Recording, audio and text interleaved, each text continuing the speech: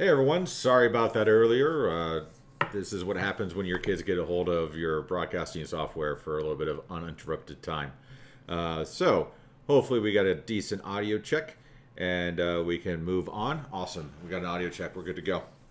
So welcome back to Harlequin's Requital. I am your host and dungeon master, Craniodad. So we were unable to play last week due to some scheduling problems and just life in general. So we're going to be picking up. No, Raymond didn't explode. We're going to be picking up where we left off to kind of give everybody a little bit of a recap because 2 weeks in our lives being about a split second in game is a lot to try to process. So our adventurers, for their own independent reasons, started heading towards Greenest. And when they got there, they realized the town was under attack from an adult blue dragon. I was misquoting myself earlier, so hooray. And a whole bunch of kobolds and a whole bunch of other things. And they made their way to the keep, having a few encounters. We learned some interesting names of Susanna's weapons. And then they were able to rescue some people from a sanctuary for a very, very, very, very, very, very, very, very, very, very long encounter. And after that, they were sent to the mill to try to save the mill from being lit on fire. They found out that it was a trap that was purposefully set for them, and they were able to capture a prisoner, and they drug the prisoner back through the sewers, and they enter the keep, and that is where we left off. So, with that, let us transition back to the table and see what our background does. It's a gamble, everyone. And we have a great background this time, so I'll take that. I'm not even going to try to fix it. So, that is where our players last left off. I do want to do a little bit of housekeeping. We had a couple people follow us last week, and I was not made aware of it because I didn't have the tools at my disposal to make sure that it was captured. Did you roll for perception? I failed my perception roll. I had a gust roll. Gust roll. So you guys have 3 dissonant whispers. I'm not giving you the 4th for Chirpy Gal just now following us because Chirpy Gal sits at this table. But I'll let everybody fill in the fact that we have a player who just now decided to follow our stream. And there's that. So just to recap how Dissonant Whispers is working, you guys can see it on the screen down below. We had 848 chats when this evening started and 17 followers. For every follow or for every, every 200 chats, they get Dissonant Whispers, which is a way that they are able to invoke advantage as a pre-roll or invoke disadvantage on me for an action that I'm taking against them. So your chats and your follows definitely help. We are racing to 100 followers. Once we reach 100 followers, this just came in the mail the other day.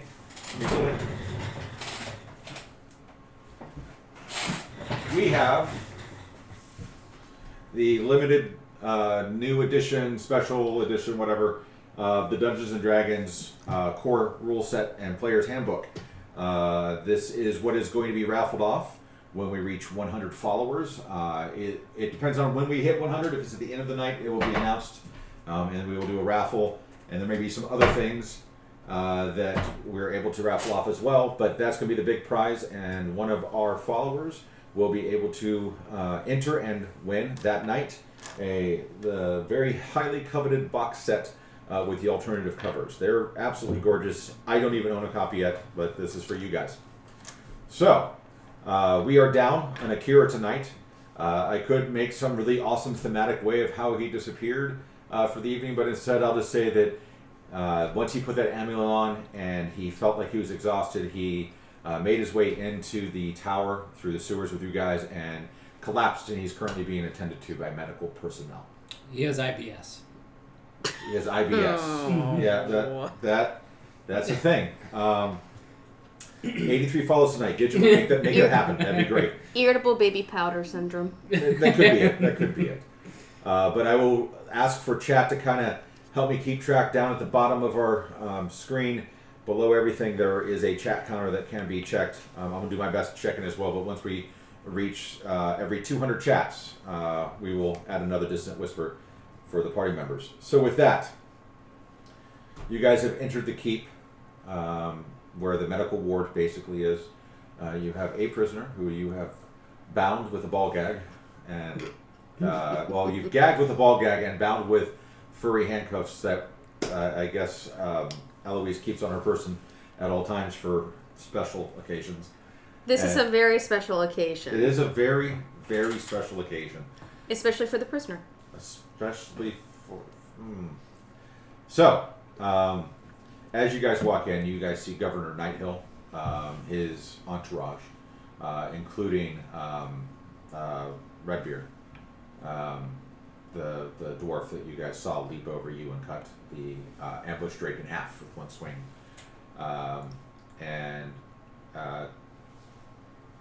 Yeah, Governor Nighthill states that thank you so much for bringing a prisoner back.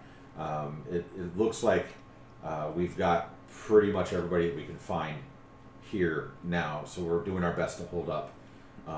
If there's anything you guys can do to assist, also go see our treasurer. He already has your names, and he has the gold that I have offered you. Oh, gold. For the work that you have done to make sure that you get paid.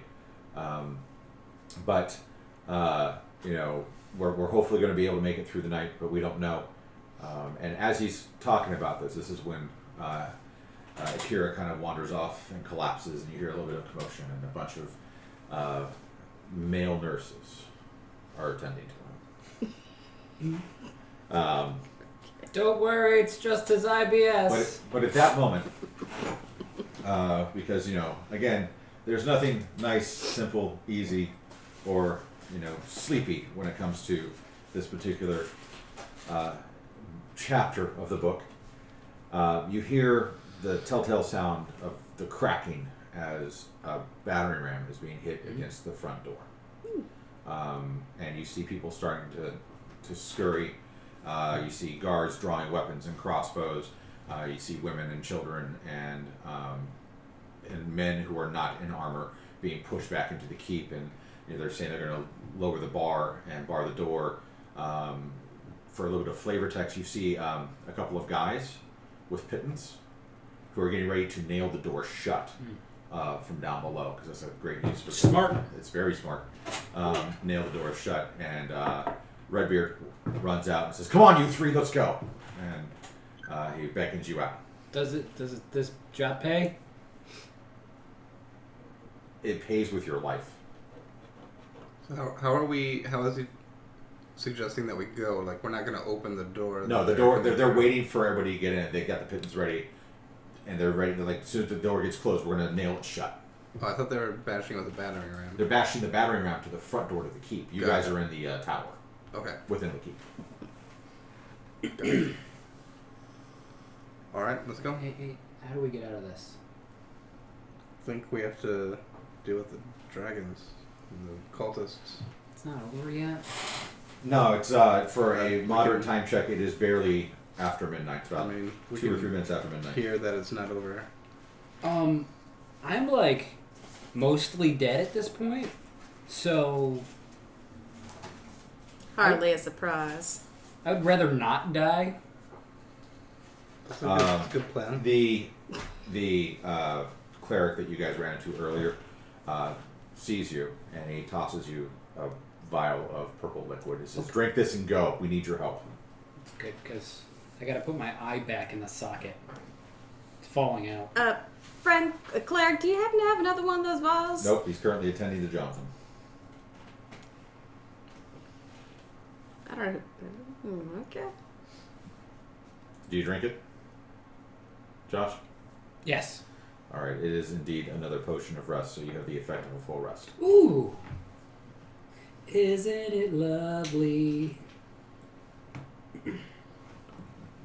There's another crack on the door. You can hear the wood starting to splinter. Oh, it was a big crack. It was a really big crack.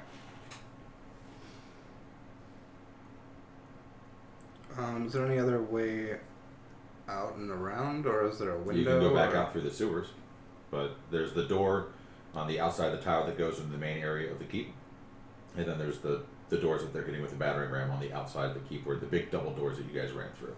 So our option is pretty much just wait for them to break in and then fight. Mm-hmm. Or we could just open the door and have less destruction. That's fair.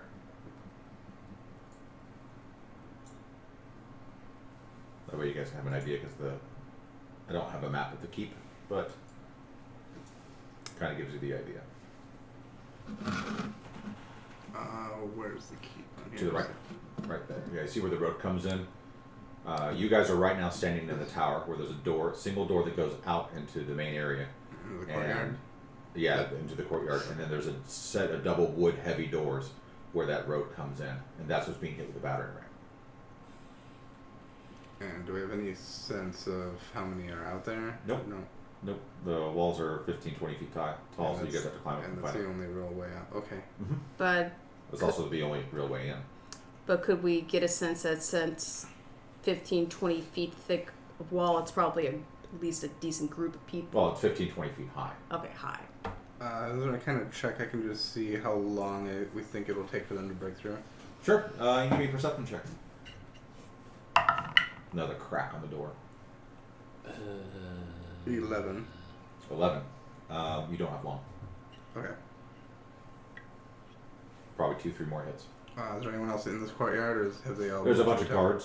guards, and there's some people who have drawn weapons. There's a farmer who's got a pitchfork ready. There's everybody who is able, is there. There's even a young girl who's out there, and she's doing something with her hands, and you can start to see a small glow. Okay, so she seems like she's being useful. So seems like we're just waiting. We're ready. All right, so you guys are outside the door. The door to the tower. Yes. Yes. So Okay. while we're waiting for this to happen, I will inspire my peers with something inspiring that I can't think of right now. Let's just say it was very good. Josh gives you all a wink. It's an epic wink. All right, another crack on the. Ooh, okay, that's it. So the door flies open. It splinters. There's wood that flies everywhere, and you see 4 kobolds that are holding a battering ram, and 3 or 4 guards start to walk through. As they begin to walk through, that little girl who was in this thing just throws it, and a fireball comes down, and it hits them all. It hits the battering ram. The battering ram splinters in a bunch of flame and it explodes. There's a whole bunch of fire. The kobolds all fall to the ground on fire. There's a few guards that are writhing in pain, not completely dead, but pretty much hurt. And I'm going to turn off my alerts because that's just a lot. Hopefully chat doesn't disappear. We'll find out. Timers. Let's just turn these off for now. Because that's just a lot of chats. So what I was trying to do was my inspiring leader feat Right. to give everybody 5 temporary hit points. That's fine. Everybody gets 5 temporary hit points. Woo. Thank you. You would have been more inspired about those if I could think, Right. but I can't. So, as the concussive force of the fireball dissipates, you look overhead, and the adult blue dragon is flapping. Her wings are flapping and flapping and flapping, and she's hovering, and she's getting ready to do another breath attack. She comes in for a landing, and she is perched atop the wall over the door for the keep, the big double doors. She, instead of reeling back and doing a breath attack, she reaches out with her tail and swipes, and 7 guards are split in 2 right in front of you. And she's just sitting there waiting to see who's going to do what. Welcome to Dungeons and Dragons. Or dragons. Or Dragons and Dragons. So the door's open. The door's wide open. The dragon is up on the... On the wall, On just the kind wall. of like swishing his tail Did like a anyone cat survive almost. the fireball? There's a couple of guards that are writhing in pain. That's about it. Okay. Everybody else is pretty much dead. It looked like it was pretty fillet of guard. Yes, and it looks like it was pretty much. They were pretty much destroyed. Okay.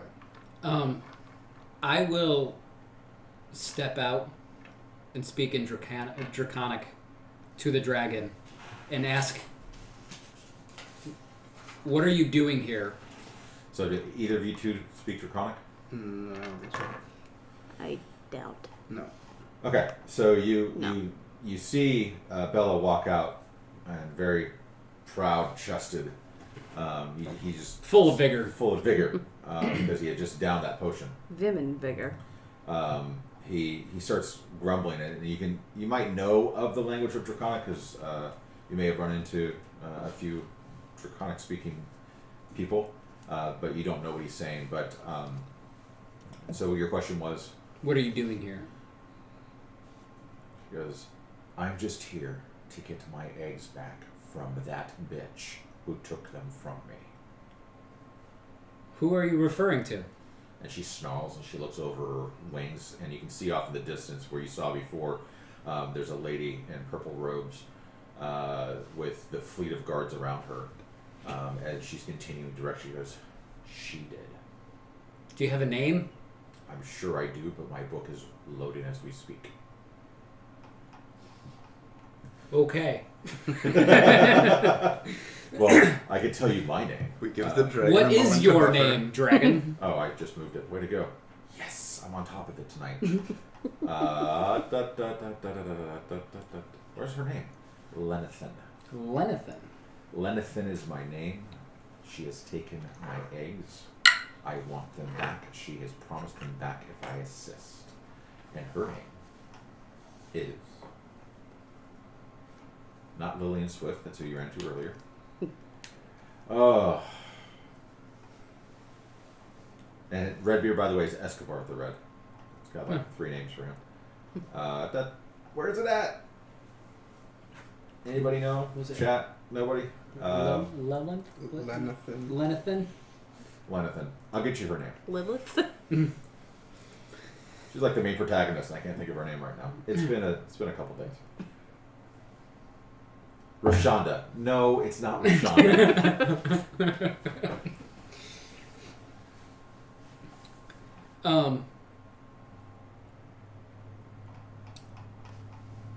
What was her name again? Lenathan. Lenathan. Yeah. Lenathan. Oh. Furlong. Furlong. Yeah. Lenathan. Yes. Do you find me attractive? Roll a animal handle persuasion check. Do you want my whip? You don't. She does not. That's a 16. She laughs. She goes, "No, you look tasty, but not in the way that you were implying." So,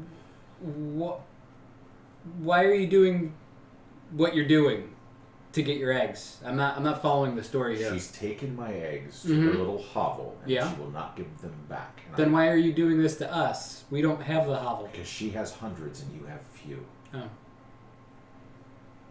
Well, what do And you want hear us to do? the twang of a ballista that goes off from one of the towers. The ballista fires. It's aimed at her,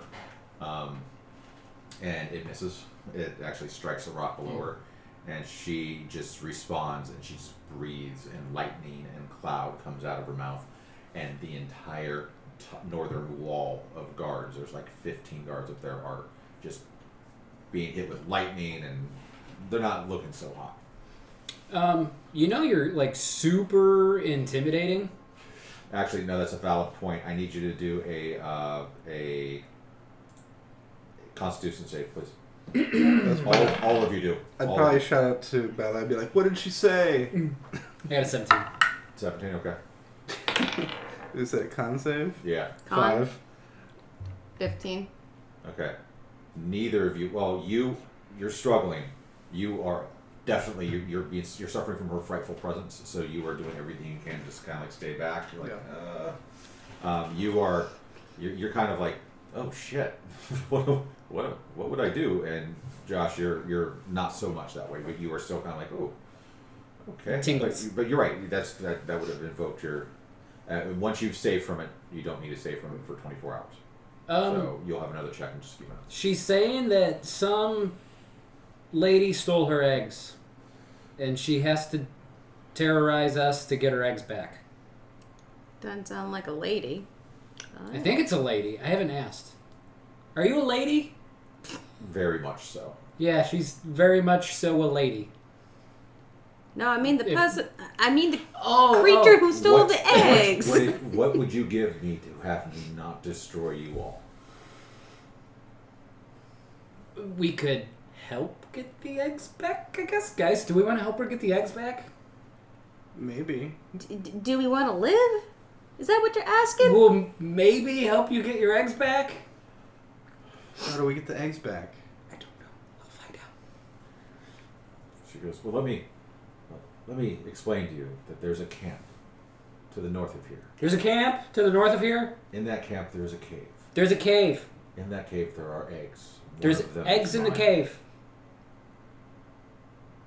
And she... Wait. Bella, how do we know which egg is hers? Are all the eggs yours?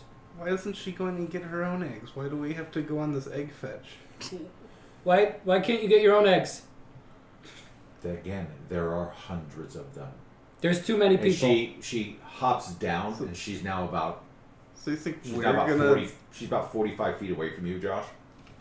You are absolutely terrified. You are, at this point, you are incapacitated. Okay. You can give me a save right after this part. You feel your resolve stealing a little bit. And her long neck gracefully moves down, and she gets to where she's just a few feet away from you. And she licks your ear. Ooh. She goes, I'll take this deal. You have 2 days. You have been marked. I will find you. And I will tear you apart. Okay, quick question. I've never touched dragon scales before. Can I touch your dragon scales? She goes, if you don't bring me my eggs back, you can feel them from the inside. And she Ooh. pushes off That with her sounds wings. bad. Everybody give me a dex save, and you give me another frightful presence save as well. You can declare which one it is, dex or your Dex dex or save con is save. 5. Okay. Con save is 10. Okay, so that's fair. You're still very much afraid of her, and you get knocked down. 13 for Dex. You get knocked down. 15 for Dex. You get knocked down. All 3 of you, as well as a whole bunch of other people, get knocked down as the wings just push and push. And she goes, remember, 2 days. And she flies off, leaving the town. So here's the deal. And I get up and kind of brush myself off. She seems like she's kind of nice. Like she's not trying to be bad. Give me an intelligence check. Natural 20. Actually, okay. There's an intelligence save, so natural 20 is still good. As you're saying that, you hear this voice on the back of your head, kind of right behind where your ear was just licked, Mm-hmm. and you hear her voice in your head saying, "And by the way, clean your fucking ears." But you guys didn't hear that. So I just heard a voice in my head. I think you have a lot of voices in your head. That's fair. So we need to go to the cave and recover the eggs and bring them back to her in 2 days, or she's gonna destroy everybody and kill me, and I'll feel her from the inside. I don't know. It's weird. How are we supposed to do what the dragon can't do? And are Because we're more powerful than the dragon? And All 3 of you give me a perception check as you're standing back up and having this conversation. 16. 17. 6. Okay, so your back is to the door. You two looking over Bella's shoulders. You can see that as the dragon is departing, the lady in purple, Frulim. I might wind up going with Rashonda just because I think it is a better name. Rashonda is giving some commands, and she looks pissed. You can almost hear her voice from how far away she is, and she's a good distance away. When you look at your map, she is on the north side of the town center. The north side's And usually you the could bad almost side. you could tell that she was yelling, North and you side, could hear that Richmond. split-second delay, and you can see people scurrying like mad. She's pointing fingers, and things are blowing up, and people are getting out carts. They have there's some commoners and some stuff like that they are taking. Did any of you have previous, or is it Jonathan that had the previous interaction with I have no previous interactions with anybody except With for Leosin? Q. Oh, that was Akira. That was Akira? Okay. Well, Akira would notice that there's somebody that he recognizes in that group. But he's not here. So, yeah. He's being tended to. But townsfolk are being captured, essentially, by Yeah, and there are probably 50 or 60 guards, cultists, kobolds, getting people on carts, and the carts are starting to head northeast, the same rough direction that the dragon would have implied to you, Josh, as where the camp was. Okay, that's not good. It's not good at all. And you can hear the door to the tower being opened behind you. And Governor Nighthill is right there with Escobar. And what happened? Well, I had a lovely conversation with the dragon. We're going to help her recover her eggs.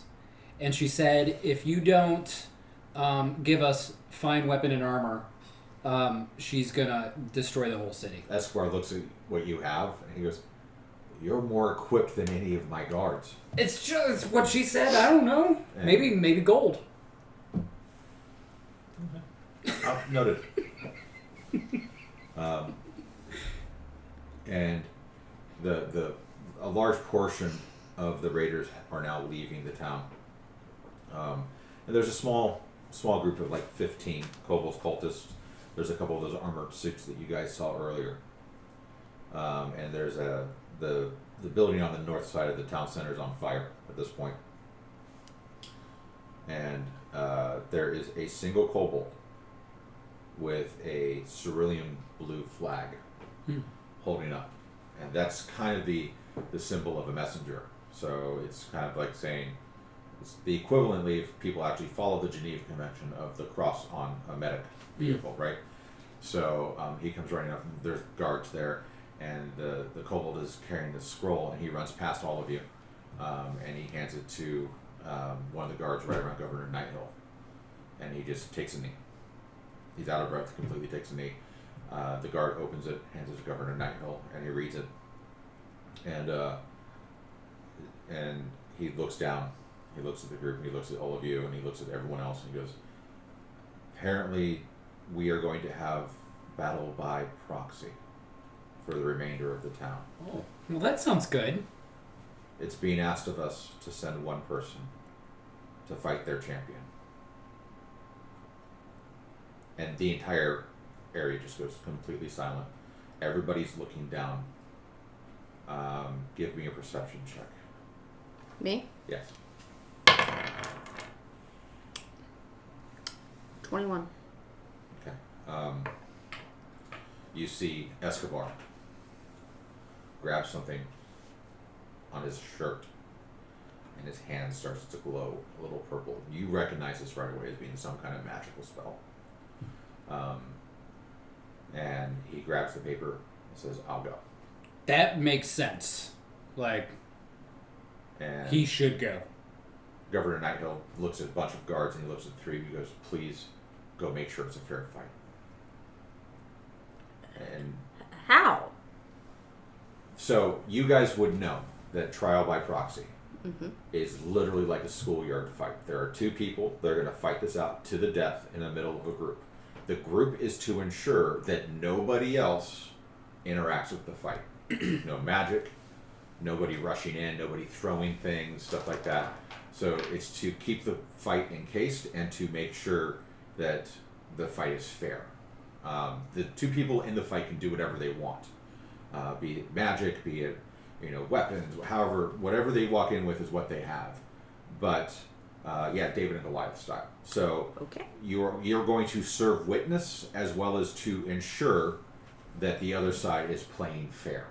So in the event that I think that Bella would have a little bit, you and Bella would know this far more than you would. You would have probably read about it, Stephen, but you two would have known either by sight or by understanding or just by tales. Bella would know this definitely from the tales that he's had to spin or things that he's been taught or the I myself have won many, many of these battles. in his mind. I thought we just made a deal so there wouldn't be a battle for at least 2 days.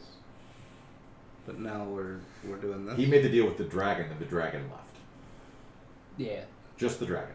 But the dragon's forces are still trying to take the town. I'll let you infer from that what you need to. I don't think it's the dragon's forces. I think the dragon is just a part of that force. Yeah, because why would the dragon hire us to go find eggs? They got all these kobolds. Wait a minute, fellas. And what happens if we lose this battle? They take the town. We're in the town. Are we in danger here? We've got a prisoner back there who might know what's going on here. Why don't we interrogate that son of a bitch? You're welcome to, but to your point, I think the dragon's just a part of the Purple Lady's army, and she's the one that controls the army. The dragon's a pawn.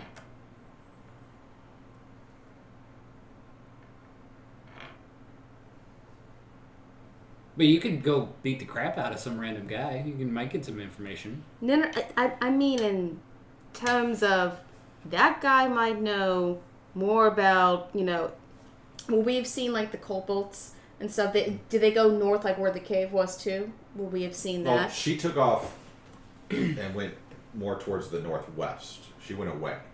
Everybody else is going. She said that there's a cave. There's a camp to the northeast, and she went to the northwest. Okay, but like the actual kobolds with all like the villagers. They went on the trail that goes to the east, and you can start to see you can start to see this train of people going towards the northeast.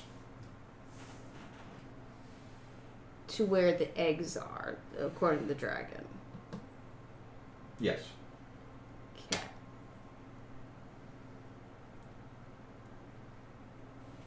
And while you guys are having this conversation, there's a couple of paladins, a couple of clerics. There's this really scraggly old wizard dude. And there's a whole, there's a moment where Governor Nighthill puts his hand on Escobar the Red's shoulder. And everybody just falls silent. And he says, you've served me well, and you've served this town well. Whatever happens this day, let it be known that Escobar the Red, you are a hero of Greenest, and you will forever be remembered either in fortune or in folly. Go with our blessing. How is Escobar looking? Stoic. Health-wise, is he... He's fine. Okay. I mean, you give me a He hasn't medicine done anything except for bark orders. So he starts to walk out, and Governor Nighthill again looks at you three as well as everybody else and says, please go. Make it a fair fight. Okay. Yeah, I guess we could do that. And he says, don't worry, we'll have the prisoner ready for you when you get back. What happens if we lose the fight? What are the conditions? Governor Nighthill hands you the scroll. Would you like to read it? Sure. Give me an intelligence save. The prism. The prism. It's a standard request for trial by combat or battle by proxy, and it states that in the event that their champion wins, then they get the town. That they will stop raiding either way, but the town becomes theirs. All property within the town becomes theirs, and it comes underneath their martial law. If the night breeze, if Greenest's champion were to win, they will leave, and they can leave freely. It's a standard setup for battle by or war by proxy. So they get to own everything in the town if they win. We are in the town. They would own us. So you're saying we should get out of the town? I mean, I would consider that. But we don't know anything to them. I mean, we came here to figure out what was going on. We've seen what's going on. Yeah, it's bad. We could. We don't have any obligations here. I mean, Except what are we going to do about the camp and the eggs? I mean, that dragon probably will eat us.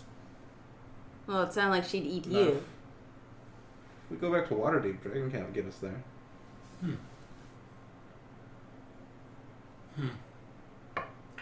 I don't know.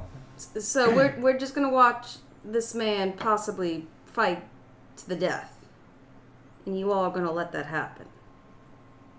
I mean, we just agreed to let the town agreed to let it happen. It's a trial, combat by proxy. It's the point of it. I'm not a citizen here, so... But I mean, we were just asked to go watch it. And make sure that it's a fair fight. Are we going to be able to stop it if it's not? Well, walking away is not, if we walk away... oh, whoops. So by this point, the group has made it about halfway between the keep and that southmost house. Well, why don't we House southmost. walk along with them while we're discussing? Okay. Because at minimum, we'll get out of eyesight. I mean, if there's a full army of kobolds and cultists, Mm-hmm. and they're all watching this one fight, We'll kill What? them all. what? No, there's only about 15 or 20 cultists and kobolds that you saw. The That's rest all? have all left. Okay, that's all that's left. Yeah. I have dragon saliva in my This ear. whole situation doesn't make sense, but we could watch for a bit, I guess. Suppose. Yeah. Continue to. We're here to find out what's going on. What's going on doesn't make any sense. So I agree, Okay. but at least the dragon's gone. yeah, we can figure it out before we go. But if it's not a fair fight and they all just start attacking, I don't think we should stay and try to fight. Let's see what the numbers look like when we get there. Give me an intelligence save, Josh. 9. Okay. So, as you guys are walking, you see Bella kind of like grab the back of his head a little bit. You take 1 point of psychic damage because the voice is so loud in your head. But you hear the dragon's voice again. She goes, "Do you really think you can get my eggs? Or my egg? Can I respond to you? We're talking, aren't we?" Weird. I mean, I guess we could. I mean, I don't know. While this conversation's happening, did we just see Bella talking to himself? He's talking in his head. Oh, okay. It is. Okay, that's... I mean, we got this paladin lady. She seems like she could fight. She's a bit of a hoe, but she can fight. And Q's a good guy. He does magic and stuff. And I can do stuff. So, yeah, I guess. Also, we might bring the monk along if he ever has the IBS issues go away. Which, could you do anything about that? She goes, "I might be able to. Sweet. I Let me think. sweeten the deal. Okay. My egg's not the only one that she has taken. Rashonda. Mm-hmm. Shonda, bad lady. My sister, a black dragon, Mm-hmm. Mm-hmm. had one of her eggs taken as well. Mm-hmm. I will help you in this fight if you promise to bring me both." 2 eggs. 5? How many eggs? There's more than 2 there, Okay. but those are the 2 that I want. Mine and hers. How can we tell which are yours? Are they color-coded? Sure. Sweet. Alright, so we need a blue egg and a black egg. When the eggs come out of our ovum, they are marked with their names. I don't- Okay. So we will look for Rashonda and... No, Rashonda is. Oh, that's right. Rashonda... No, so there's going to be a barcode on these eggs. Okay. You tell me when the time is right, and I will help. Uh-huh. Uh-huh. Okay. Yeah, I'm in. This sounds fun. So you guys are continuing to walk. Yeah. All right. So as you guys come up to the town center, there's about 15 or so kobolds, cultists, a couple suits of armor, give or take, maybe 15, 20 total. There's about 10 or 12 guards, including you guys, and Escobar the Red. And let's see. Yes. From the darkness, a creature strides into the dim light of the dying fires around the town square. Although it is shaped roughly like a human, It's at least 7 feet tall, its skin covered in blue scales. His fingers bear wicked claws, and his face has the muzzle and reptilian eyes of a dragon. Mm-hmm. The creature stops about 20 feet inside the circle. A line of kobolds fan out behind it.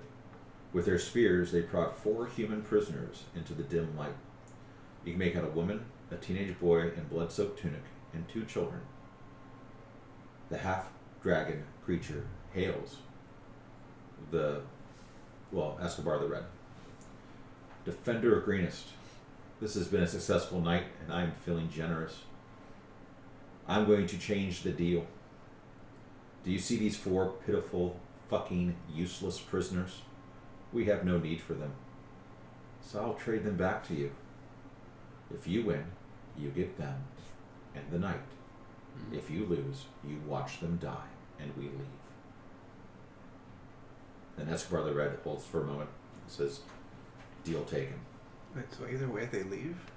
That's what it sounded like. That's pretty good.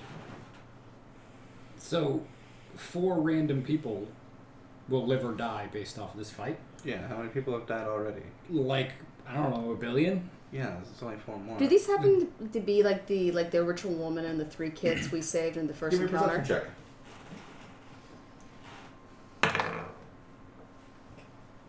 What's my... Sorry. 12. Not that you can tell. Do we recognize them at all? No. Okay. I would like to yell out in Draconic and ask the guy's name. And you see him snarl, and I will give us the throwback to Dravarax. His smile comes up, so the really creepy Dragonborn smile comes up, and he goes, most call me Kyron Wrath. Kyan Wrath.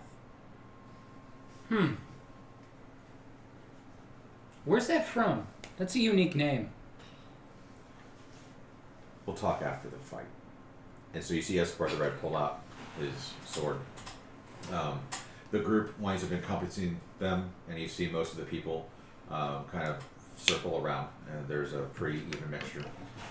Most people are watching the fight. And you see Kyron Wrath. What does he have on him? He pulls out... The Big D?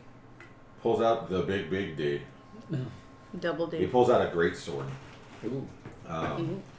And Escobar the Red and him square off. They start circling a little bit, and Escobar the Red holds out his hand, and this brilliant white light comes out, and it strikes Kyron Wrath in the chest and pushes him back about 5 feet, and you hear a horrible reptilian snarl, I think the almost battle like started. a laugh, and Kyron Wrath rushes in with his great sword, and he takes a swing, and it strikes pretty heavily onto Escobar the Red's plate mail or plate armor, and you hear that metallic thunk, and you look, and you can see as he just kind of takes the hit to his shoulder and lifts his shoulder up, and Kyron Wrath is holding it down really hard, but he's able to get it up, and he takes his other hand, his free hand, he just punches the Dragonborn right underneath the rib cage, and you see Kyron Wrath like double over a little bit, but as he doubles over, he kind of looks and turns his head, and lightning breath comes out and hits Escobar the Red, and so Escobar the Red then falls back a little bit, stumbling a little bit.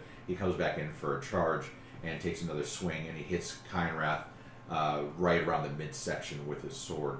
You can see that even amongst the smoke and the fire and the clamor of just the night and the evening, you can see that the blood start to fly off to the side as the sword comes through clean, and Kyron Wrath doubles over a little bit, and he almost drops down to one knee. He puts his great sword down, picks himself back up, and takes another swing, this time catching Escobar the Red right on the arm, and you can see that the wound is deep even from where you are standing, because it immediately starts to turn blood red, and you can see the blood starting to pour down his arm.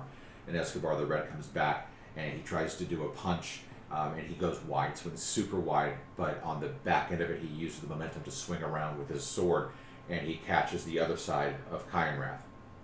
Kyron Wrath reaches out and blocks the sword with his hand and just takes his great sword and shoves it up underneath the plate armor of Escobar the Red, and you see the spittle of the mouth as the gleam of the sword comes out the throat and up the jaw, and he just sloughs it off, and he turns and points, and the kobolds spear the humans, and they start to walk away. What do you guys do? I think we can go back and report. Right? Yeah, There's nothing else to do here. I agree. Wait. Yeah. At this, I'd like to go up to Escobar, do a medicine check, see if there's maybe like a pulse. Sure. You're rushing up there with a couple of others. Give me a medicine check. 17. From about 10 feet away, you can tell there's no life. His heart has stopped beating, but the fountain of blood from his abdomen and his neck and his jaw are just profuse with blood. There's a pool of blood that is starting to expand outside of the body where it lays.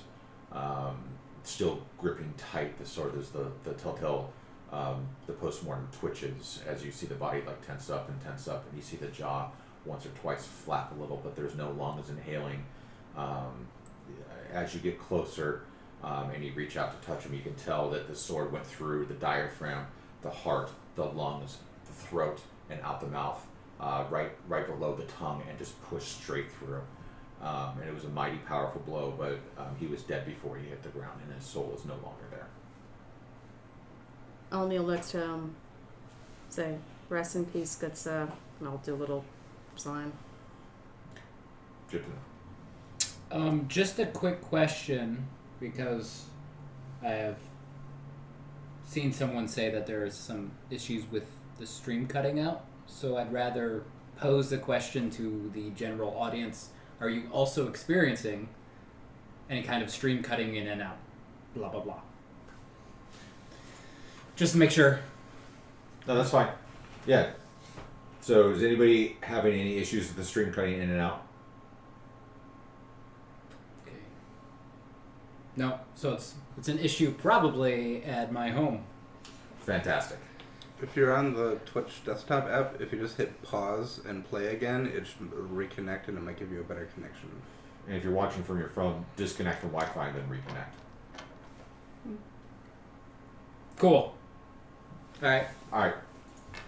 So now that everybody's dead, some of the people who you walked up with, Susanna, are going to pick up Escobar's body, and they're going to take him back, obviously, to the keep. And the long, sad trail starts to go. A few people rushed up, and you hear muttering and some, dear God, as they see the decimation of the commoners that were left. But the body of Escobar the Red is being carried back towards the keep. And are you guys walking back with them? Did they kill the 4 people? Yeah. They spear. Is it clear that they were definitely? Yeah. Okay. I mean, what do we do now? So I think we can go back and report. I don't. Yeah, it was a fair fight like that. I mean, is it He fairly died. a fight between a human and a dragon? Is that ever fair? Dwarf, but yeah. Oh, Yeah. Dwarves are cool. I mean, they're strong people. Hardy. okay. Yeah, let's go report and then maybe figure out what we can do. But I mean, Getting for a fair case in point, from what you just witnessed, to see a dwarf take on the Dragonborn, Escobar lasted longer than many should have. So, if anything, it probably could have been conceived as a fair fight. I mean, they're no Bella. So, are you guys walking back with the rest Yeah. of the group? Yes. Okay, so as you guys are walking back, you can see Governor Nighthill and a few guards, and he looks very somber. And as you get even closer, you see Governor Nighthill walk in, and you see you hear something barked off in the distance, an order, and you look up and you see the flag that has been flying atop the keep, lowered beyond half mast and taken down. And about the time that you guys all get in, there's a party, like a party. Yeah, there's a party. There's a group that is sitting with the flag, and they immediately drape Escobar's body. and it is reported back by another one of the guards that the deal was changed, that four more civilians were killed, but they have left, and that the night is over. And there's like a broken guttural cry from Governor Nighthill as he looks over the body of his dead friend. It says, "Then enough. Let's call it a night. Let's get some rest and let's go kill those motherfuckers." And he looks at you and says, "The prisoners are ready for you. Get the answers, then fucking kill him." Well, that could be fun. What do you guys do? Are you down with a little torture? I mean, questioning? Sure, maybe we'll figure out something. Yeah. And I can tell you all about the amazing conversation I had with the dragon in my head. What? Leave the interrogation to me. Oh, this is going to be interesting. Where's the car battery?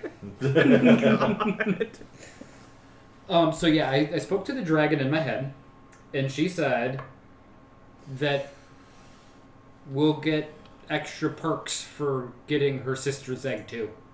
So was this like a ascending spell? Was it psionics? My head hurt, and then I heard voices. Give me a perception check. Me? Or Arcana, actually. Arcana. That is. Oh, yeah. Quadruple advantage on Arcana. Do I? No, I don't know. 15. 15. As he's telling you this, and he's like, my head hurt. You look, his hand comes down, and you can see there's a forked tongue scar directly behind his ear. So you now know that he has been marked by this dragon. Did you get like a tattoo? What? Not that I'm Dragon aware of. touched you? I drink heavily, You got like a and I tongue can't. mark back there. I can't see behind my ear. You can't see. I mean, I can. But I heard, like, I had this really bad headache, and then I heard voices, and it was the same voice that the dragon had. So I think it was the dragon, and she said that we need to go to the cave and get her eggs, and then also get her sister's eggs. She didn't say who her sister was. I think we're waiting for some feedback, but that's the deal. So we're going egg hunting. It's Easter. So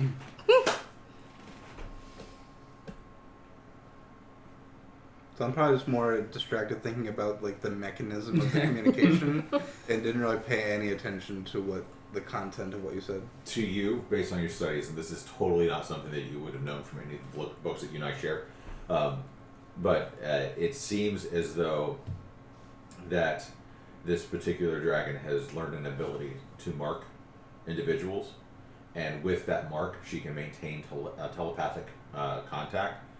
But because it's a dragon talking to a non-dragon, regardless of the language, that sometimes the force and the frightful presence of the dragon's voice is still psychologically felt. So think a little psionics, which is why he might have to do saves and might get a little bit of damage when the dragon talks. That mark doesn't seem like it's like some kind of device that's transmitting. Not that it's transmitting, but it definitely is a way to know the think hunter's mark. It's just like that, but it is there right behind his ear. Like sort of like a walkie-talkie? A walkie-talkie? Yes. And also, I'll try just to heal the weave, see if I can put any kind of just like dampening field around it at all. I don't know. Amplify it. I don't know if that would have any effect, but I would try it. Okay, that sounds exactly like something you would do. So you start the ritual casting for heal the weave. This was a cantrip. Okay, you just cantrip. Okay. All right. While you're starting to conduct, and it seems that there is a magical essence that is within this mark, but you're not able to deplete it. You're not able to pull from it. So it's probably something stronger than what you can heal with this, or to deal with it. But it's definitely you're able to pull from it. So that might have some effects if you were to do that during conversation. Okay. It's kind of what you're able to pick, but you're not sure. It's going to be a percentile die. Okay.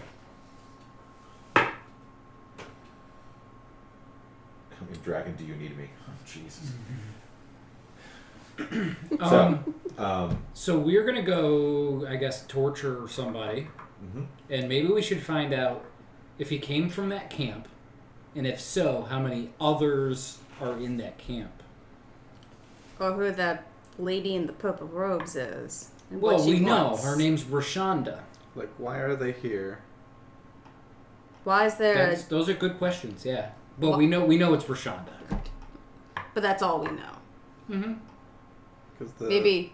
the blue dragon was here trying to find vengeance for her egg. Mm-hmm. Because her eggs were stolen by Rashonda, But and all she these won't give them back. other people seem like they're not in league with that dragon. Right. It's just a happy coincidence they both attacked this random town. I don't think it's a coincidence. I think they're both under the leadership of Rashonda. Willingly or unwillingly? Unwilling. Well, the dragon unwillingly. I don't know. We haven't talked to these people. Right. So maybe you can ask him nicely if he's, like, cool with her. So, hearing the conversation, give me a intelligence check. Actually, all three of you. Give me an intelligence check. 12. 10. 10? What did you roll? 7. Oh. 18. Okay, so Susanna knows this a little bit clearer than the other two of you. So what you guys start to think about is why would the dragon be so invested for an egg, is the fact that dragons only lay like 3 eggs over their entire lifetime. And that's all they have in order to propagate their species. So each egg is worth like a millennia, a century's worth of weight. So, and that not all of the eggs that they lay, of the 3 that they may lay, not all of them will hatch. Not all of them will bear a dragon. You know that particularly when it comes to blue dragons, that there's a bit of soul sharing that happens with the dragon. So if what is hatched from this egg winds up being a blue dragon, it is a way for the dragon to realistically live on when they die. So this is their way to continue living. Like reincarnation? Kind of, but symbiotic reincarnation to where they both could live, and then if the older one dies, they're able to transpose. I want to try something. And I grab my dragon mark back there, and I just go, "Hello, dragon, my old friend. I want to speak with you again. Are you out there?" Give me an intelligence save, please. 20. Okay. You hear, without pain this time, a chuckle on the other end of it, and that's all you get. She heard me. That's pretty cool. Wait, Does she can hear me all the time. I'm gonna have to keep that in mind. That's weird. And you immediately hear, yes, always. Oh, she can always hear me. That's really bad. She's gonna hear some messed up stuff. Yeah. All right, so we'll kind of speed up time a little bit, and you find out that the prisoner is being held in a toilet. That's the only space that they actually had, the water closet, which is nothing more than a hole cut into the stone, Yeah. with some bars through it, so things don't come up. It's not where you're really worried about things going down. Mm-hmm. And it leads to the sewers, and you open the door, and he's there. He's still ball gagged and shackled, and the guards who get you over there just kind of go away.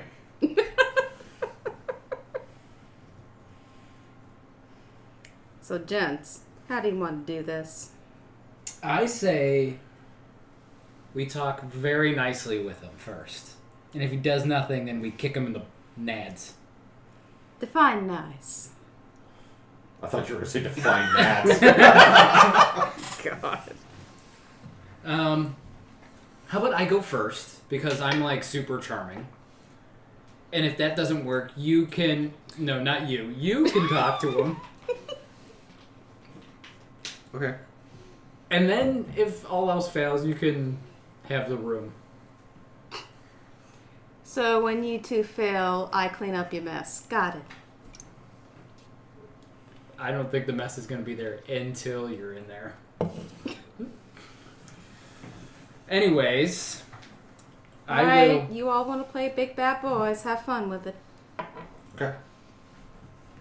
All right, let's go. Do you guys want to go in together, and I'll just speak? That's fine. Okay, let's go. Let's talk to this guy. So we walk in, see the gentleman Did you all ball die? gagged and on the ground. I remove his ball gag. Okay. And I say, I'm going to pick up the ball gag and just very calmly throw it up in the air and very lackadaisically with my whip kind of go like, shh, shh, shh. Okay. Give me attack. Like a strength attack? No, a dexterity. Dexterity, okay. So give me a dexterity check with proficiency.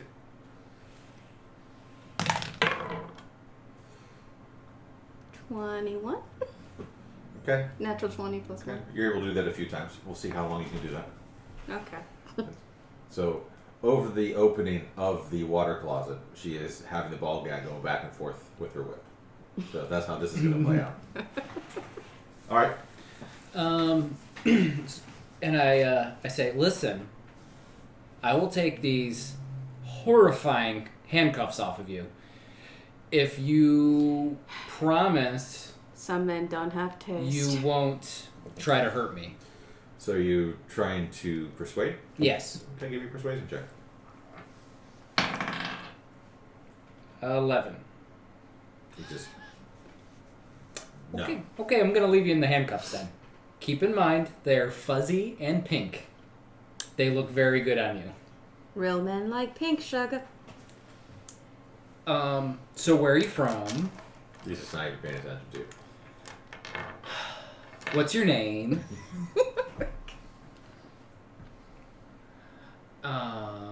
Do you like your teeth? Eh. Okay. Do you like your nads? Eunuch. Oh, that's good to know. He's a eunuch. That's interesting. By choice? No. Oh, okay. Sore subject. Sounds- How'd it happen? Knife. For what? Purposes. You're very stoic. It's admirable. Thanks. Sounds like this man has more balls than you do, Bella. My goodness. Give me another dex. So here's the deal. We're gonna go to a camp. Are you familiar with the camp north of here? Maybe. 16. Okay.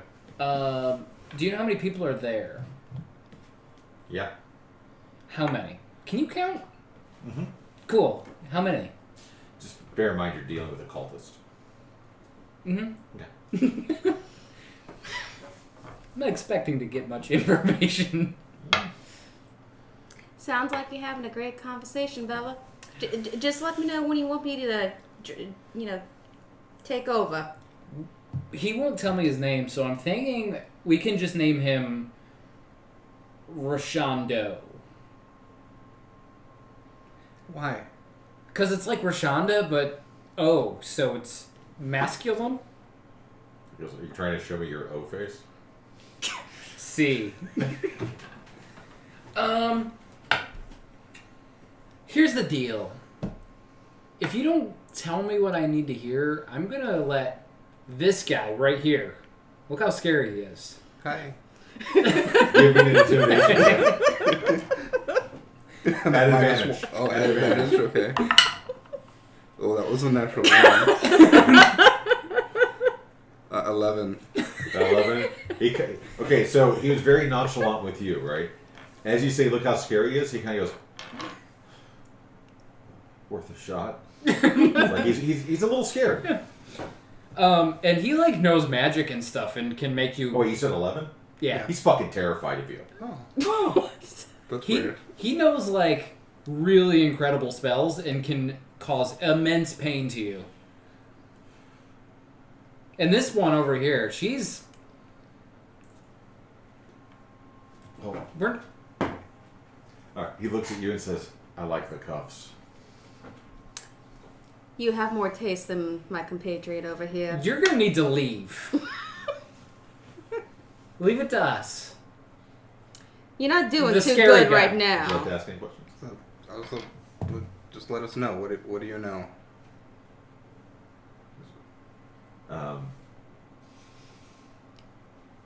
And so I'm Hold gonna on, cast. I'm reading. Go ahead. I'm gonna cast Mage Hand, Ooh. and it's just gonna start poking him in the face. I like it. I like it. Okay. And his name is Larry. No, his name is not Larry. I like it though. I like it. Maybe we'll see if you guys ever get his name. What's my mother's name? What's my mother's name? Sorry, you watched that episode. Yeah. I'm done with the first season. So he just looks and he goes, "The great Horde will usher in the reign of the Queen of Dragons." Okay, what does that mean? Give me an intelligence check. That's pretty good. 21. 21. Queen of Dragons is Tiamat. Yeah. So he's trying to tell you something involving Tiamat at this point. And this is starting to sync up with... You've heard things about the cult of the dragon and Tiamat, so you're starting to put two pieces together. But all this cryptic nonsense, like, how are they going to usher it in? What are you doing? What's anything practical you can tell us about the situation? Why are you here in this town? What's your relationship to that blue dragon flying around? Where are her eggs? Yeah, answer him, Larry.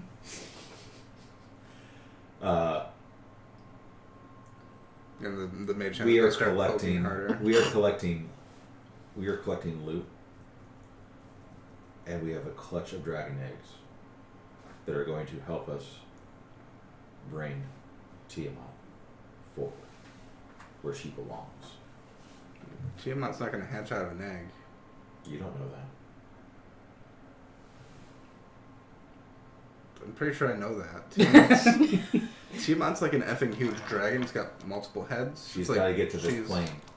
She's actually a somehow. god. She's got to get to this She's plane not. somehow. She's not going to fit in a dragon egg. I don't. Non-believer. You guys are a little bit loony, aren't you? Well, Hey, Dwayne. there's hundreds of us that Larry? say that we're not. Steve. What's your name? Why do you want to know my name? So I can call you by your name. It just, kind of humanizes you a little bit. At this point, can I do an intimidation check?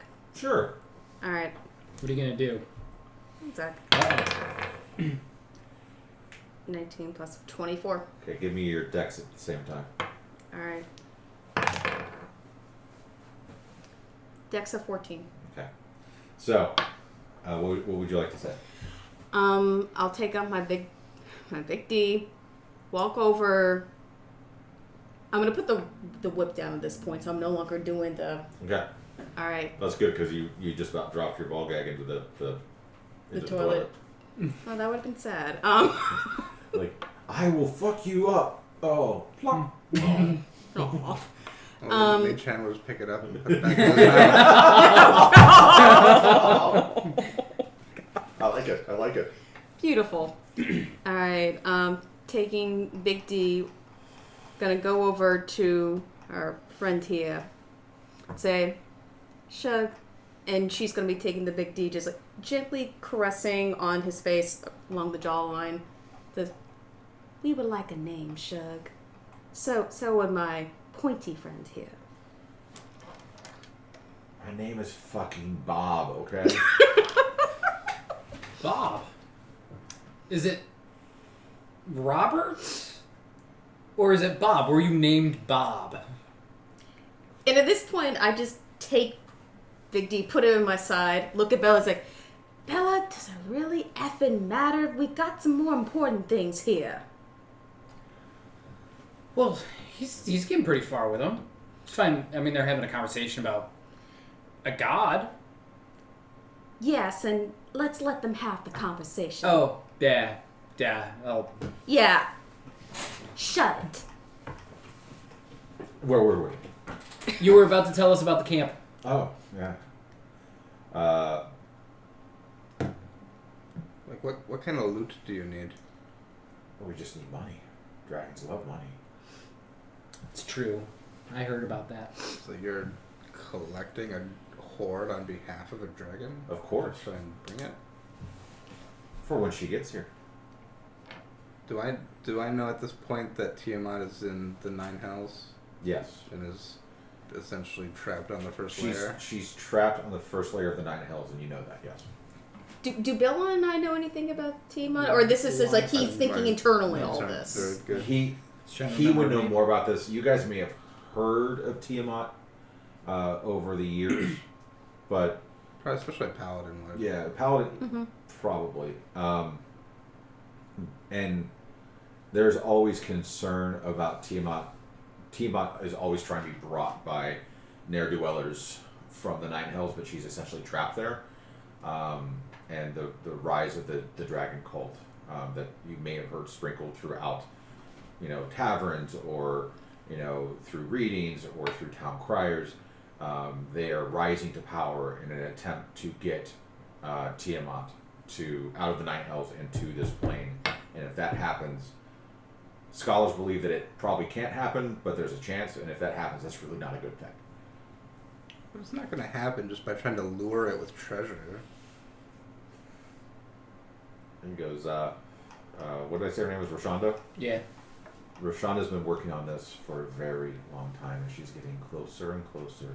The longer that you guys wait, the sooner it'll be before she gets here. Hey, what's your deal with Lonathan? The dragon? Yeah. We stole some of her eggs. She was doing what we wanted her to. Okay, so she's not like a friend. Oh no. Oh, okay. See, By sheer numbers, we outpowered her. Okay. Give me a perception check, everyone. 19. 9. Dirty 20. Okay. And he looks at you and goes, the camp has a lot of people, and they will see you very soon. And you start to see blood pouring out of his ears, and out of his nose, and out of his mouth, and you see his eyes start to roll back. Press the digitation, clean it up. Lifeless body in front of you. Oh. I'm sorry. You didn't get to do whatever you would do to him. So... His dying breath is, his name was Robert Paulson. So what are we gonna do? That was interesting. I don't know, go home now? Well, I don't want to die. Neither do I, that's why I want to go home. But I got this thing. She can hear everything we're saying right now. What else can she do? Show up and eat me? Not if you go to Waterdeep. Some men like that dragons- kind of thing. Dragons can't enter Waterdeep. Aegoran's Dragon Ward. And Waterdeep's only 4.5, 5 days away. Oh, she'll never catch me. I got a 4-day head start. I don't know. I think we should go do it. Because, you want to study dragons, right? If there's enough people protecting those eggs that a dragon could not go get them, how are we going to go get them? Maybe she can't fit in the tunnels. She could tear apart the tunnels. I don't know. So at this point, one of Governor Nighthill's guards comes up, and he looks a little more on edge than what you would expect, and says, we had some people working on Akira, and he was asking about a person named Leosin. Mm-hmm. And we have received reports that Leosin was taken by the group towards their camp. Oh. He didn't make it to the keep. Oh. Does that change things for you? I don't remember. How do we know Leosin? I know him because he rescued me. Okay. You know him because you were, I believe, told to go find him to figure out the vision. Oh. You three know Leos, and I do not. I didn't remember that. Yeah. That's okay. It's been a while. Yeah. It's been a while since that completely made up thing came up. Then, yeah, I guess we go do that. And you're coming along? Of course. Okay. Let's go be rescuers. Down under? Yes. Doo-doo-doo. Good day, mate. And he says, Governor Nighthill has cleared space for you guys to sleep. If you would like to rest before you go, we all understand it's been a long night. I actually feel well rested now. What about you guys? I think the only one that's actually hurting is Jonathan. Well, And I mean, he's just suffering non-stop Eloise points is of at damage. 12 out of 20. I mean, I'm Okay. doing okay at the moment, but pushing on would equal exhaustion pretty soon, right? Yeah. Okay. I think we all could use a rest. Take a snooze. Sure. Let's do it. All right, so you guys find a place that's been set aside. There's a few other guards and stuff like that. I mean, there's a fair enough amount of activity and people around that you are able to find rest, albeit a little restless. There's a lot of sounds of people crying. The post-combat. Knock it off. Shut up! Somebody's trying to sleep here. So you guys all get a long rest, which means that your, I believe, your temporary hit points goes away. I think so. Ooh. And with that, we're going to take a very, very brief break. Probably about 7 minutes. And we're back. But we get our full health back at a long rest. Yeah, you just do a long rest. Okay. So we'll be back in just a few minutes, everybody. Yeah, it'll reset if you do long rest. Okay. There's that. See you in just a little bit. I got spilled.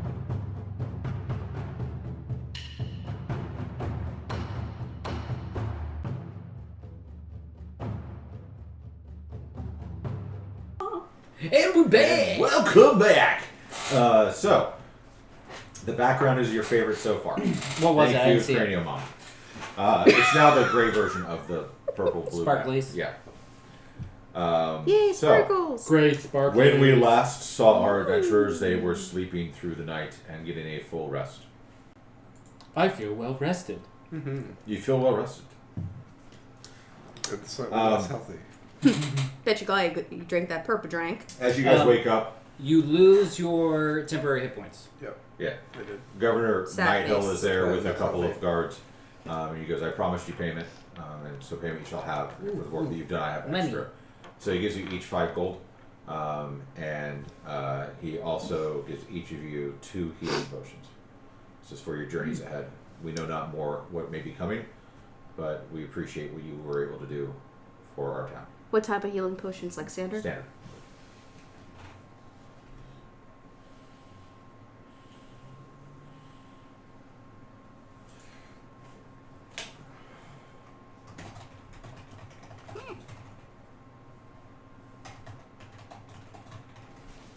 Potion. Why doesn't that come up? You have to type it. Just type in a healing potion and select one. I did. It comes up as greater or any of those. Oh, it's potion of healing. That's why. It's the one that's named weird. Yeah, potion of healing greater. Superior. And... So what is the name of that? Should just be potion of healing, and it's not a. This is real D&D, folks. Yeah. Yeah, if you type in just heal, you can see potion of healing. Oh, that's right. I've removed all magical items from our campaign. There it is. That's weird. It did not work when I filtered by potion. Sounds like it's broken. Submit a bug. I mean, to be fair, your players have been logged into D&D Beyond on those machines for like 7 weeks. So, as you guys work through that, are you guys going to take off towards the northeast? The camp was to the north, right? Yeah, Is there a road that goes right to it? The road that you see on your map that goes to the east does start to veer northeast, and that's the same path that they took. I guess we should go the path most travel.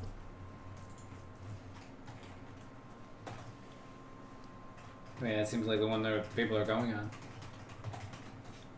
So, up in the northeast, there's a camp Mm-hmm. with a bunch of cultists and this evil lady with a cave Yep, where they're hiding some dragon eggs. that's everything. And we're trying to find 2 specific eggs and get them out. Before that, we have to rescue Leosin. Who is somewhere in the camp. Correct. Yeah, you got it all. All right. Okay. Sounds easy enough. And this was the place that a dragon did not want to go. Well, the dragon's kind of large. We're right now 3, 4. If it is, Akira still? Still be worked on. You receive message as well that his It's the worst case of IBS ever. his exhaustion was pretty pronounced, Okay. and he is still unfit to fight. Okay. Well- so Perhaps 3 small, puny little creatures like ourselves could probably sneak in we call through. him puny. I be- He's While you guys He's are having very this strong. conversation before you leave to keep this, Mike, make it a young man walks up to you guys. He's limping very heavily on a heavily bandaged left leg, and he says, "I hear that you intend to follow the raiders and see where they've gone. Yep. And that you're looking for Leosin. Mm-hmm. Yes. Wait, yeah. I'd want to go with you, but," and he kind of just slowly and shamefully looks down. I was like, "But I can't. Leosin's my master. Master. He disappeared. He pushed me away and went to fight, and they took him. And when I went back this morning to see if he had left anything, all I found was this broken staff and his choker." And he looked at me and goes, "I think you'd like that. If you find him, can you let him know that Nessim made it safe?" Who? Nessim. Nessim. Can I check the staff? Sure. Does it have any kind of magical properties? It did before it was broken. Can I check the choker? You can. Is it an ornate choker or is it like functional? It's like a 90s Hot Topic choker. Oh, okay. So it's legit. We'll get you guys' checks in a second. I want to double check to make sure that I'm accurate on that. But he says, Yosa and I, we were investigating these raiders for months, and I fear that he might be trying to infiltrate their group. No one understands these bandits better than he does. To his knowledge would be invaluable against them. When you find their camp, please look for any sign that he's there. One of my brothers has already departed for Badusk to bring back help, but it'll be many days before he arrives. Anything you could do would be a God's send.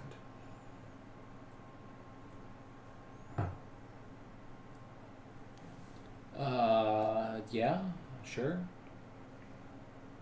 Yeah, and if that staff is a broken magical item, I'll cast Heal the Weave to make sure it's not causing any harm. Yeah, it is. There's not. It's literally just a staff. I was incorrect. So it is just a staff, and the choker is a braided leather neckband with a silver dragon design chased into the leather. The ends are ragged as it goes. That's roughly. definitely a Leather. hot topic thing. Yeah. You're No, gonna- this is like Leather. You're gonna want to check this that is one like out. the behind the glass hot topic from the 90s, right? Yeah. Like the pleather or mommy, daddy, can I borrow some money? Yeah. Mm. So we're gonna. Wait. Yeah. To the person who's limping, is he a person? What is He's a person. He's a human. he? Okay, human. Are you a person? Are you a person? Are you? And his name is Nessim Waldaria. Nessim, if Leosin was infiltrating, how would he have gone about doing that? I don't know. We were talking about some ideas where Well, what kind Yeah. of ideas?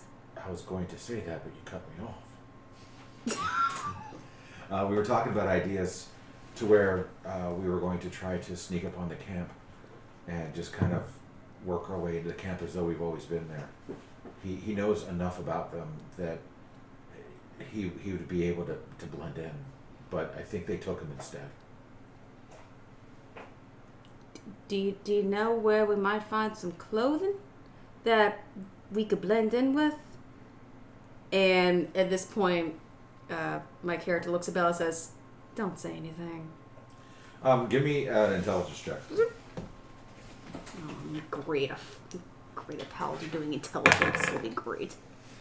Nope. That'd be a 2. As she says this, you don't have the answer. Both of you two give me an intelligence check. Roll a 5 or better, please. 8.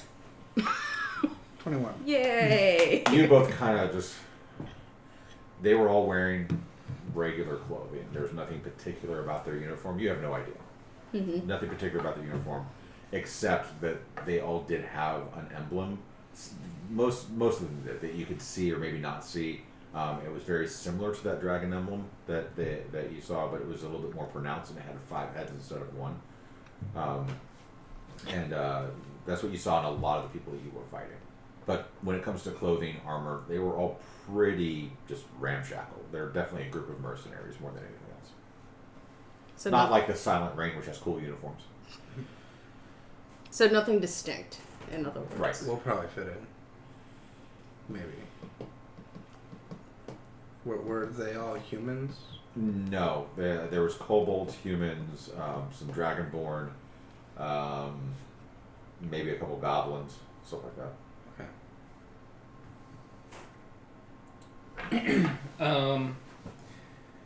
So I think we should get into the camp. I don't know what you guys are gonna do, but I'm really good at dressing up. So I could make myself look like them. Dressed to impress you? No. But I don't know how you guys are gonna get in though. I mean, you'd have to probably sneak around the outside. But maybe I could help identify where Leosin is. Sounds like we all need to go in there. I can't dress you up. I can dress myself. Okay, let's see how that goes. And while they're having this conversation, he looks at you and says, I don't have a map, but I can kind of give you an idea of where the camp is. And he just kind of takes his crutch and he's drawing, and you see that there's the road, that road, and he goes, the road's going to, it's going to bear to more the northeast, and then you're going to see a really fragmented, huge tree that's split down the middle, and there's going to be a not so well used path that goes off to the east. And if you take that for, about another, he goes about a half day total, to a day to a half day, a half day to a day to get there from here. If you travel quickly, if you travel carefully, it might take you a little longer. There's a ravine, and in that ravine is where they've been making their camp for the last few weeks. Okay. And do you know where the whereabouts of a cave nearby? Leosin thought that maybe there was a cave, but we didn't see one. Not from where we were.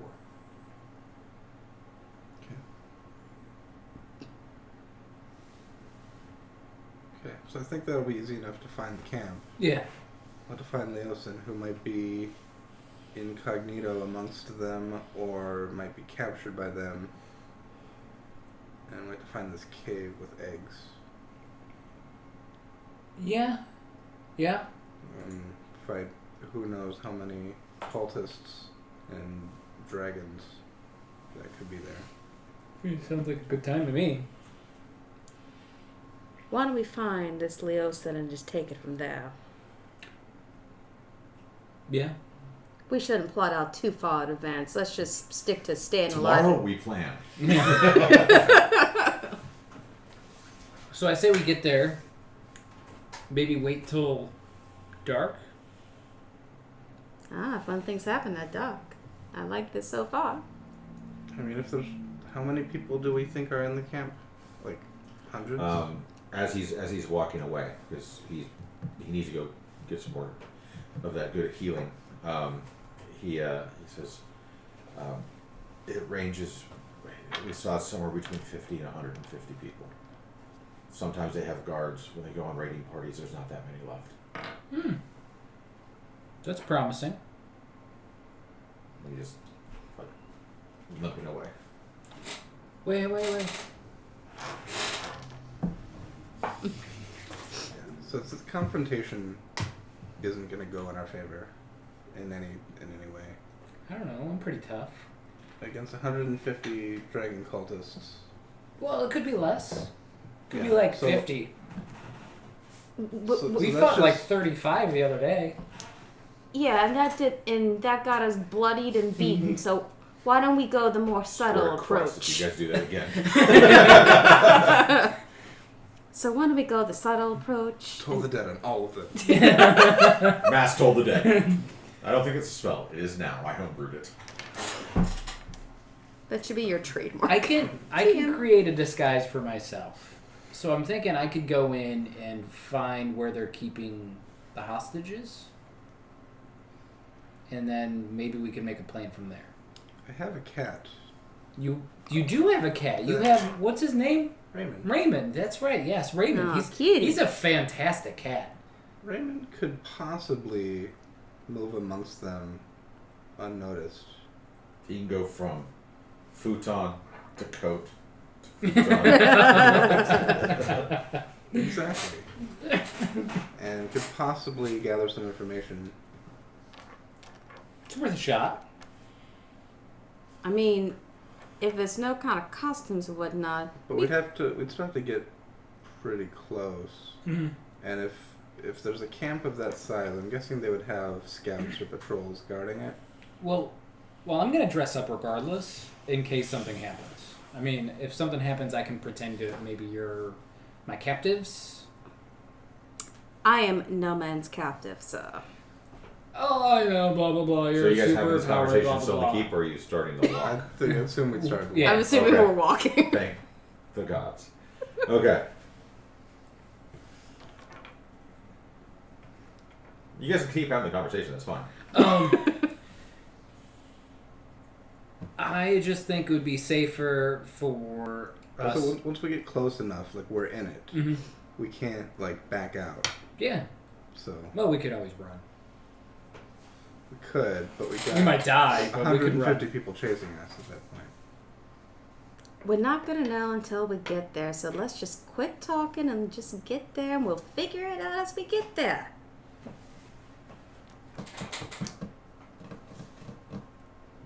Sure. Woo!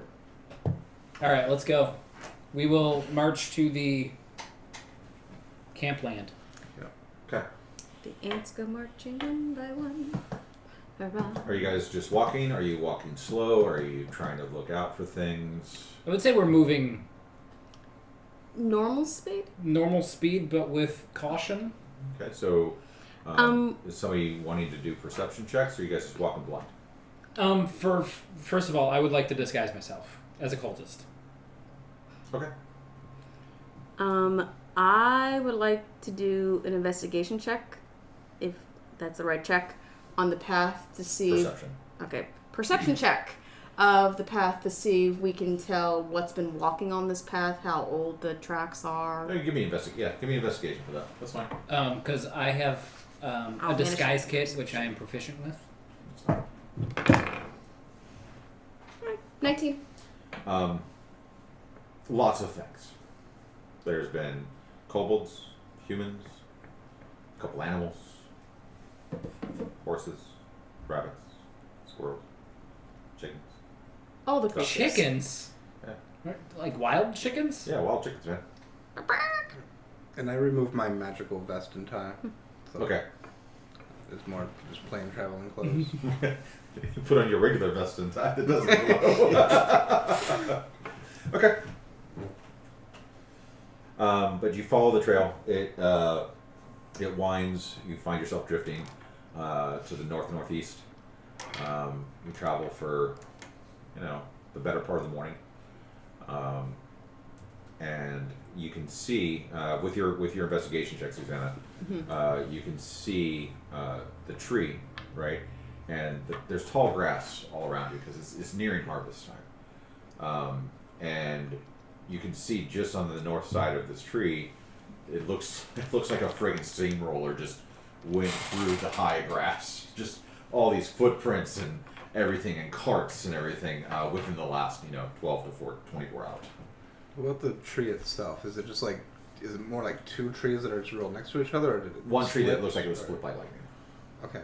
Can I just do any kind of check on it to see if it looks naturally? Yeah, like give me a that? nature check.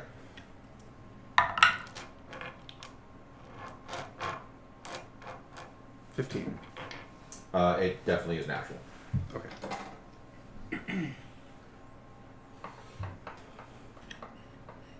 So do you guys follow that? That looks like where the okay. To where we're supposed to go, you mean? Pretty much, yeah.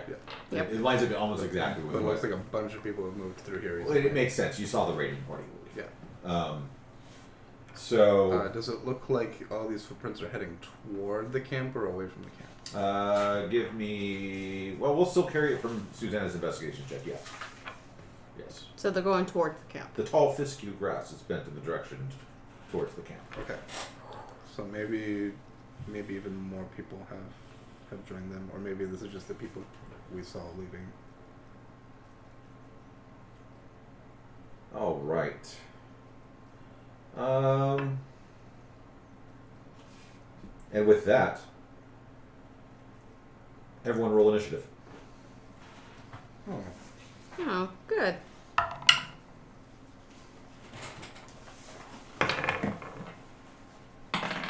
As you hear the Whoops. telltale sound of the crossbow bolts firing.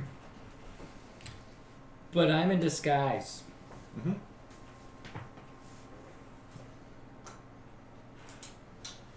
$25 to 20.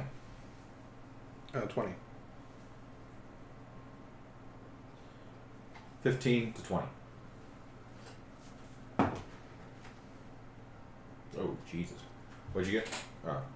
Oh. 10 to 15. Wow. 5 to 10. 7. What'd you get, Susanna? 3. I rolled a 3. But I got a +4. All right. Ah. Yay, my +1 got me to a 3. So, one crossbow bolt flies towards Stephen. With it's a miss. It's a. Isn't it? Wait. Yeah, that's a 9. That's The other a one mess. flies towards Susanna with a 17. Yep, it hits. Okay. So you take.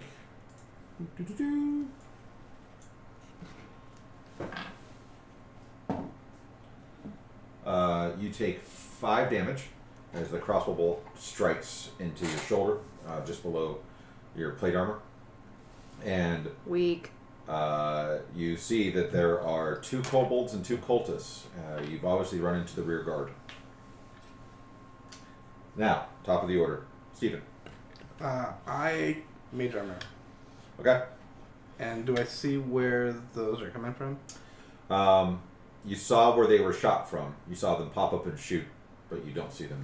They were about 30 to 40 feet away from you. Is there any place to take cover? No, you're kind of out in the open. Okay, then that's okay. Yeah. I mean, you can lay down in the grass. That's about it. The grass for you, the grass is rather tall. I might just kind of like crouch, but You pull the point of your hat down a little bit. All right. just like Okay. You ever play Final Fantasy? no. Susanna, crossbow Yes. coming at You you remind me of with the a 16. And Josh with a 18. Yeah, that hits. And no. All right. So it bounces off of your plate armor this time. You guys see 2 kobolds jump up with crossbows. They fire. It bounces off of yours. For you, Josh, you take 3 points of damage. And you see from the grass, moving in at a high rate of speed towards both of you, the 2 cultists come in with scimitars drawn. And that's their turn. Josh, you're up. You have 2 cultists right around you. You can't see the kobolds. So I can't see them. I have no line of sight on them. Yeah, you can try to look for them, but that would take part of your turn. Could I bonus action perception? Sure. 15. Nope. So I will cast Bane. Okay. And I will cast it on those that I see. Okay. So they need to do a charisma save. And correction, they're guards. I'm sorry. They're guards, not cultists. Doesn't really change much. Against what is it? charisma 13. Charisma 13. First one fails. Second one passes. Okay. So the one that failed has to roll a d4 and subtract that number from any attack rolls or Okay. saving throws.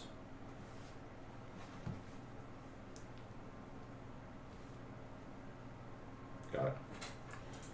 Okay. Anything else? I would like to move into the bushes near me. It's all grass. I would like to lay down in the grass Okay. and slither. Okay.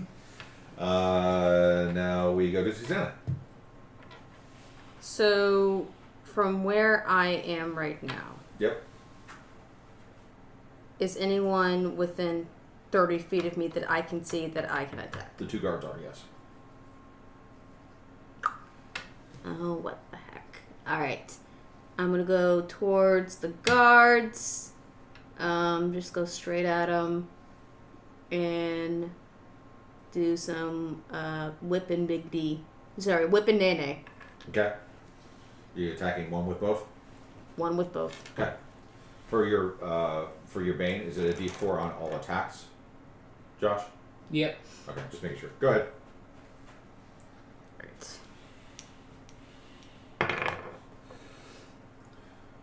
16? 16 hits. Alright.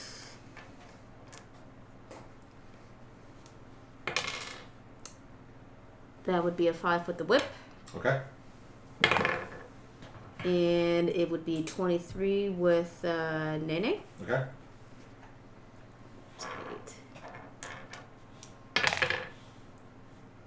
And that's going to be a 10. Okay.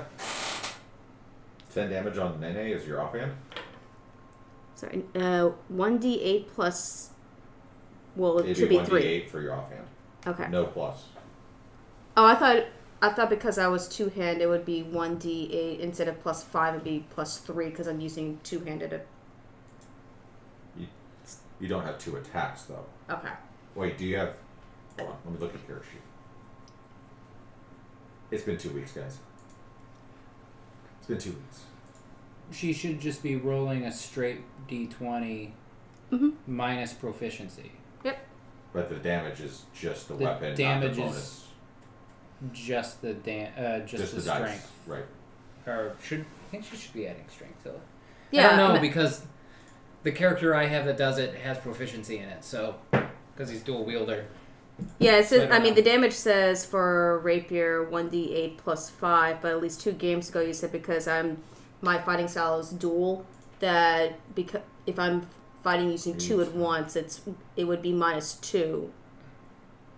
So instead of plus 5 being plus 3. You don't add your ability modifier to the damage of the bonus attack unless that modifier is negative for 2-weapon fighting. Okay. But do you still get your proficiency bonus? You still get your proficiency on, but you don't have proficiency damage. Got it. So you still get to roll. The 1d8. That's true. Yeah. So your attack is normal, but your damage is just the dice. Yeah. So just the 1d8. Yes. Okay, then in that case, Fred 7. don't have proficiency. What is it, 7? Damage. Mhm. Okay. Noted. He's not looking good at all. Looks really rough. Rough. Ow. Okay. Back to the top of the order. Steven. Okay. So there are 2 guards that are close to the 2 of them. Mm-hmm. The one that did not get hit, Yes. is it within 5 feet of the other guard? No. Okay. They're about 10 feet apart. They're coming in this way. Then I'm going to toll the dead the one that got hit. Okay. Gong. Gong. Needs a whiz save. That's right. No, it's a 4. 4. Then it's gonna go ahead and take that 2 damage. Yeah, 2 damage on the one that was hit. So, 2 things. One, because I'm sure we have enough by now, you guys have another dissonant whisper because we've had more than 200 chats in chatting the chats. Choo choo. If I can DM problems, y'all. Whoa. Here we go. And as you hear that telltale gong, the guard in mid-step reaches up and grabs his ears, and you see blood starting to pour out of his ears and his nose, and he just falls to the ground, crumpled, not breathing. Oh, that was effective. Very effective. You only have 1 hit point left. Nice. All right. So, let's see. Susanna, you've got a 22 coming at you with a crossbow. And The attack is the 22. attack is a 22. Yeah. And Steven, you've got a 9. Again, attack against me? Yeah. That misses. Okay. 22 hits. So what that So be? that is damage. 7 damage. Oh, good. See, this is what I was referring to, Steven. The guard that fell is dead. The other guard is Attack going picture. to move Yeah, pretty to Susanna, since you're the one who attacked. And he's going to swing at you with a scimitar. And it's a miss. It's a 3. So we are now to Josh. How many do I see now? You see 1. See one. I will stab him with my rapier of impotence. Okay. So I will move to him and stab. Is this the one that was baned? This is the one that does have bane. That is a 21 to hit. Does it hit? Oh, sweet, a 1. 4 damage. Noted. All right. Susanna. Alright, I just want to make sure I get this right. So if I decide to attack with 1 weapon instead of 2, do I get to use like that +5? For your first attack, you get to use the additional damage. Oh, the second The one. second Okay, attack, okay, you okay. do Sorry, not get the sorry, additional sorry. damage. Thank you, good sir. Alright, good old, let's go Nene plus whip. Okay.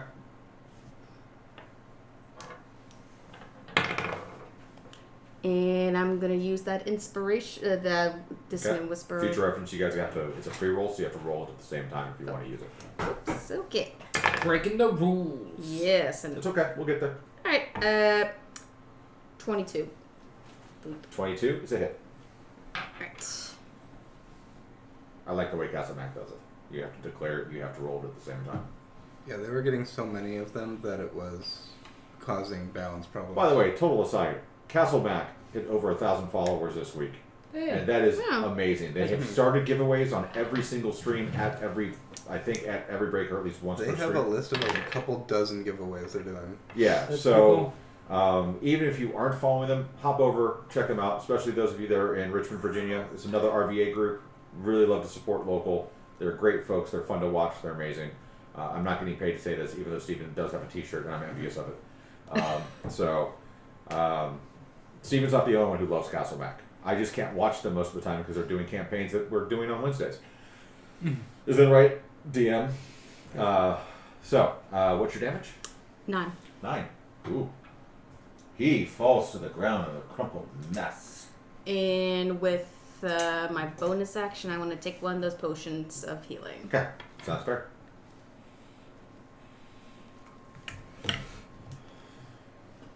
All right, Steven. So 2 of them are down, the other 2 are Hidden in the high whatever grass. I guess I will move in and try to see if I can see them. Okay. Give me a perception. 18.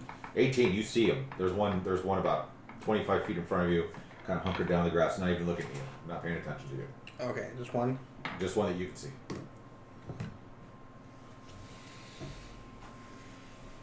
I will toll the dead. All right. That's a whiz, right? Yep. So I rolled a 17, so it's a 15. Oh, okay. And I can't use one of these after the fact to have you roll. Okay. I'll let you do it. We just have to keep that in mind that we eventually want to get there. You can re-roll if you'd like to. You guys have plenty. You're down to 3. Well, I'll keep it for now. Okay. So yeah, that's it. All right. So the one that you can't see is going to hop up and is going to take a shot at Josh. No. You're right. No, that's a 9. The one that you can see is going to stand up and try to take a shot at Susanna. Wow. And that is a 12. I miss.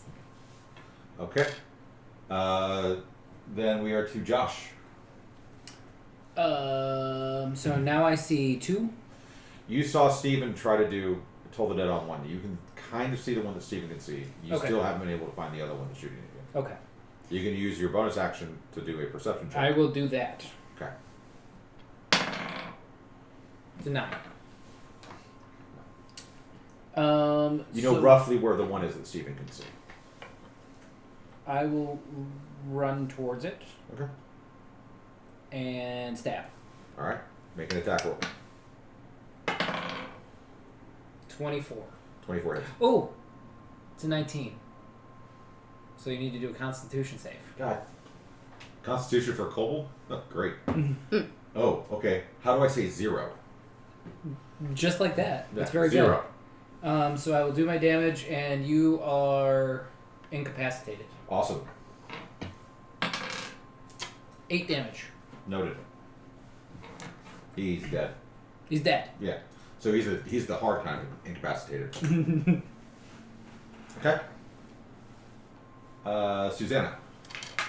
Alright, so I still have one. Is it a cultist or It's a kobold. Okay, kobold next to me.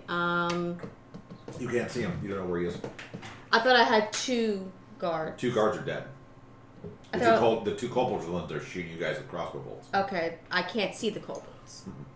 You haven't looked for him yet. Alright, could I do a perception check to see where I could That'd tell be your from? bonus action. Alright, that's my bonus action then. 17. You can see a depression of grass about 15 feet in front of you. You can't see the actual kobold though. Alright, I'm gonna go towards the depression. Okay. Roll percentile die. Oh, great. 10. Okay. I need Oh, a don't- dexterity save.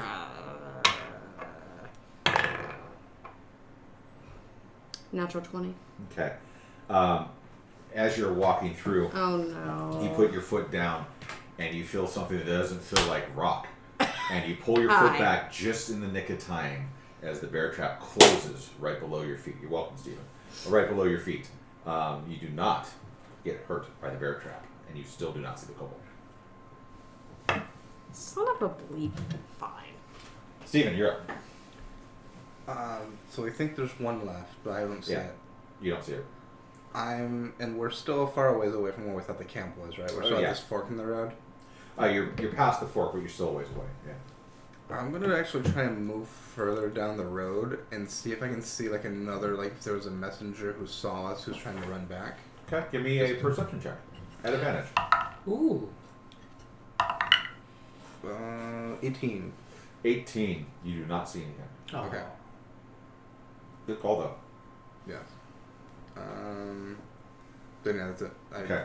I But ran because over you to have myself. moved, it's going to try to shoot you now with a 17. 17 will hit. Okay. The crossbow bolt comes flying in, and you take 4 damage. You know, this would be a lot easier if we had our monk with us. Joshua. Or like if we didn't come here. And we just went home. Akira That's fair. always sleeping on the You guys job. got to roll for it. This time you can still see him. So, Okay. I run towards him and attack with a 15. You hit. Do you skewer the kobold? I skewer him with a 5. That's enough. Ooh. So your rapier of impotence strikes true and hard. And he goes limp and soft. The flaccid body collapses and a spittle pool upon the Oh, ground. peen puns. All right. You guys are no longer in initiative.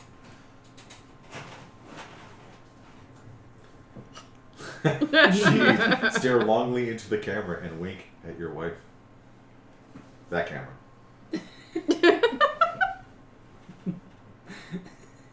We're waiting. The game is paused for you, Steven. This moment is yours. Why? I don't understand what's happened. Oh, for my wife.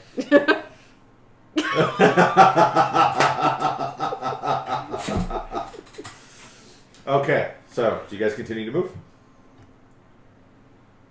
I think at this time we want to be more sneaky. Yeah. Yeah. Because they obviously did not accept our disguise as we are. It is. I thought I did a good job on my disguise. Apparently I didn't. I don't think we're just going to be able to walk in and Give say, me a perception check.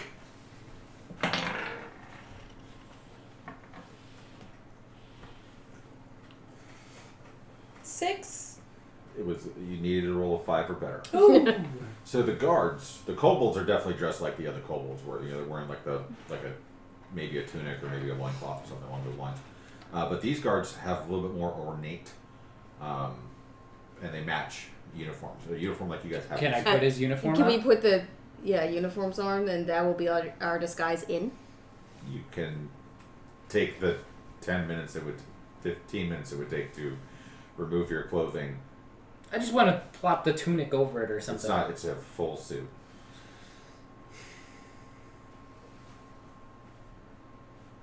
You can. It would fit you. I'll do it. Okay. Yeah, I'll do it too. It the other one. wouldn't fit you. Well, wait. You're human, right? Yes. Okay. So, you guys are going to spend 15 or so minutes doffing and donning. Mm-hmm. Or before doing so, QB, is this armor enchanted or anything? Do we need to be aware of any traps, mystical? You're now QB. That's awesome. I can't pronounce your name. My character can't pronounce your character's name. Brudlum. My name is Quill Broodlum. Alright, Quill QB. Whatever. Is this armor enchanted or anything? Is it enchanted or anything? Give me an Arcana check on the clothing. Can I- 13. No. Okay. Can I tell No. if this clothing is like Dolce or is it? You give me a perception check. It's a 9. No. Okay, it's not Dolce. Not that you know of. It might be a knockoff. Let's. I'm gonna change. So am I. Okay. So you doff, and then you don. Are you keeping watch? Actually, I'll summon Raymond and have him just start walking ahead. Yeah, that's Cool. a good. Good kitty. All right. So you guys are now wearing the clothing and your armor to match what the guards have, and Quabrudlum is not. Do you continue on? Mm-hmm. Mm-hmm. Hey Bella, if you and I are gods, what about a friend over here? Should we pretend he's like a prisoner or something? Yeah, he's absolutely a bad guy, and we caught him. And by bad guy, I mean he's actually a good guy, because we're the bad guys. You know what I mean? So is he a good guy or a bad guy? I mean, it's not wanted to check out this dragon cult that I wanted to join. I love Tiamat so much. I love Tiamat so much. I'm so happy to be here. Thank you for having me. Is the coffee warm? Okay. So you guys continue on and continue on and continue on. I'm missing a page. No, We need coconuts. I thought about doing that, but I didn't want to get sued.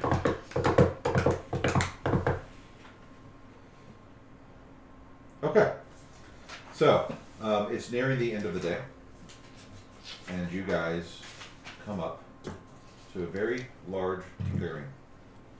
And I can show you guys this now. This is what the chick in purple looked like. Oh. Oh. She looks really happy. Are you sure it's a chick? That's what the book says. Okay. Well, she's rocking that pixie cut. And you guys can see that there is a very large clearing, a little bit of a ravine. You guys are coming in from the north side of it. I'll show you the map. Why not? Why not? Why not just show you the map? Real quick, I wanna make a call to my dragon friend. Be like, You're hey, phoning a friend? Hey girl, just checking. Do you know Tiamat? 'Cause these people like her and are trying to summon her. I'll answer your call in a minute. Right now, I have you on call waiting. Let me put you guys where you need to be. So we have Josh,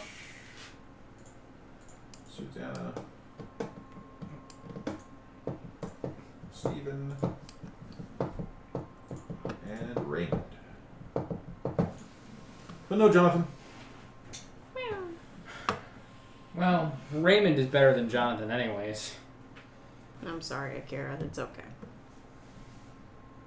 So you see a very large encampment. You see a bunch of little huts, some guard towers, the square thing. Like you can see it on your. Hey, it fixed my zoom too. Wow. Over here, that's a guard hut. Is it showing up? Oh, And actually, those are all canvas tents. yes, that's a guard hut. And there's a lot of activity, and you can kind of make out what you see on your screen.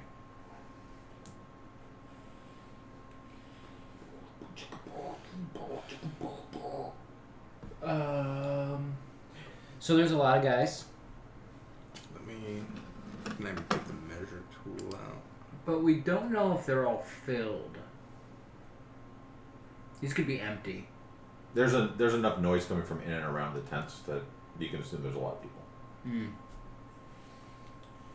If only I could remember what a former adventuring party would have done. So are these like tents down Yeah. here?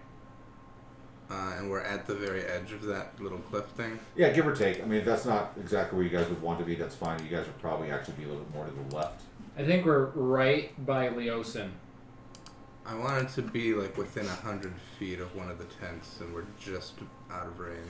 Yep. I want to see if I can send Raymond down, Okay. and he'll go try to look in one of the tents. He'll be a little bit out of range, but I'll have him just look around and then come back into range, and I can maybe. Wait, can I? How do I communicate with him? Is the map supposed to be on the screen? It is now. Okay. There it is. Hey. Hey-o. Hey. Oh.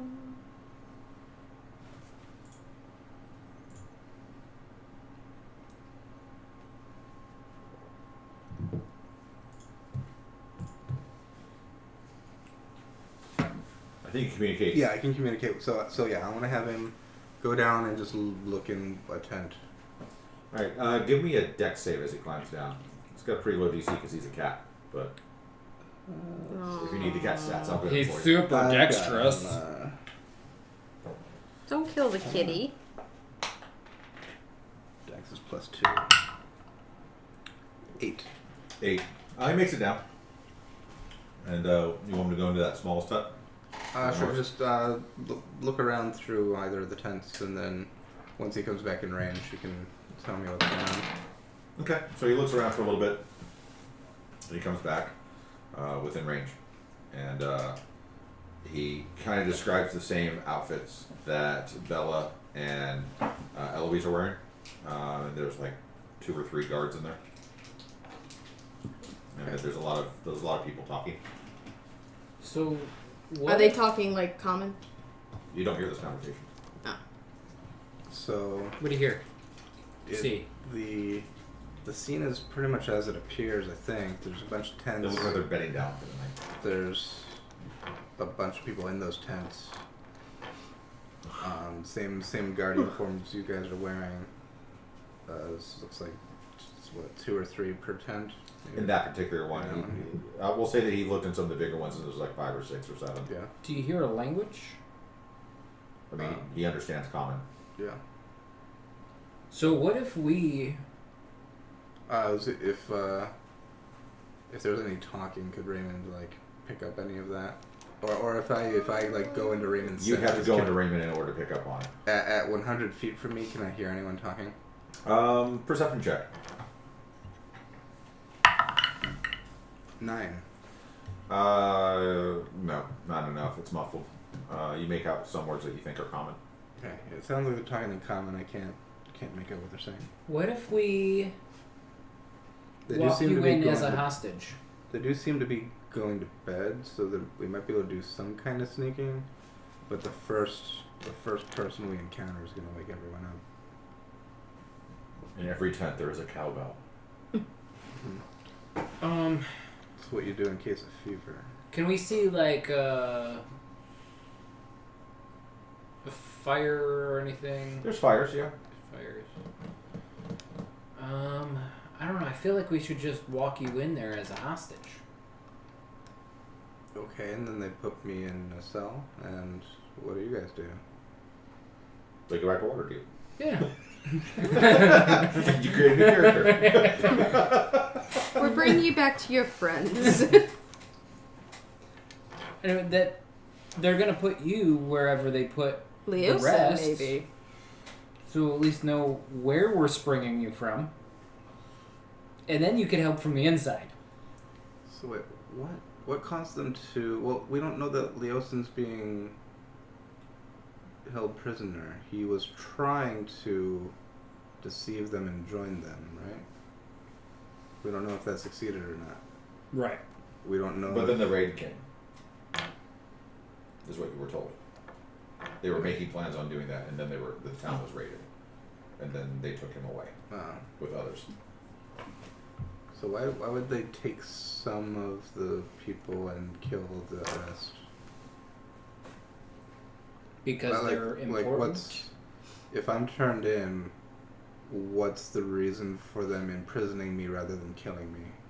Because you're special. You're Lord Hooperdink of With Waterdeep. Sir Raymond. With Sir Raymond the Brave. And Sir Robin the Not So Very Brave.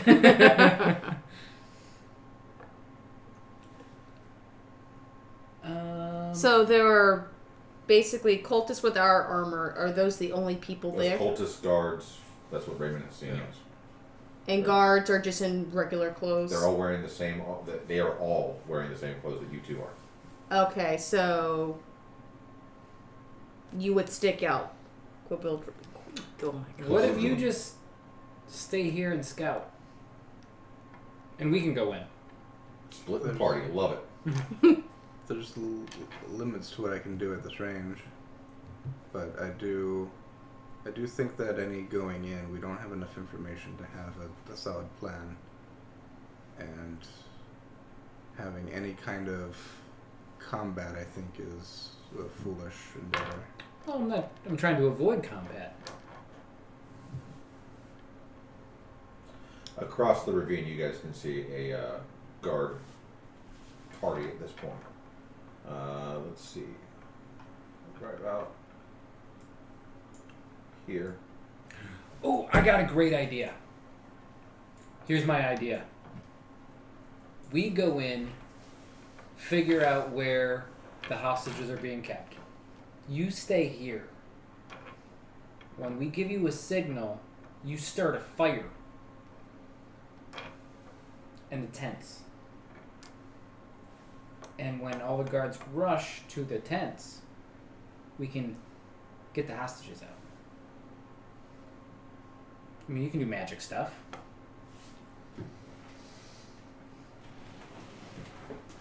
I have to get way closer.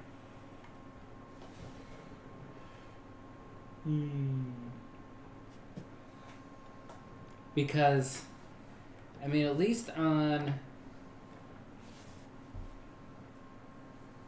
a couple people, I can charm them.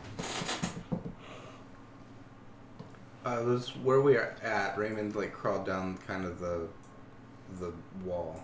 Does that seem traversable, or how difficult is it to get down?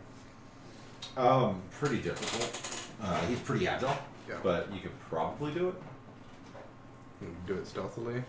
But I just moved them where they should be. You guys see just to your east, like right over here, West. or west, sorry, just to your west. You guys are kind of up on a ridge. Mm-hmm. You guys kind of broke off from the trail to take a look. You could follow that trail back down. There's just a couple of kobolds, and that is a guard tower that you see here. It's not high enough to see you, but you can see the guard tower. There's one kobold in there who's asleep. There's a couple of kobolds standing guard right over here. I don't think we can do a complete frontal assault. Maybe we can get one last set of guard clothing, so all three of us can go in at the same I don't time. think they can make them 3 feet taller. How many gnomes cultists have we seen? Oh, at least 0. Yeah. At most 0. I mean, you could put a dead kobold on your shoulders, and then you'd be like, I mean, I have this costume. Chat's saying frontal assault. That's not what I'm saying.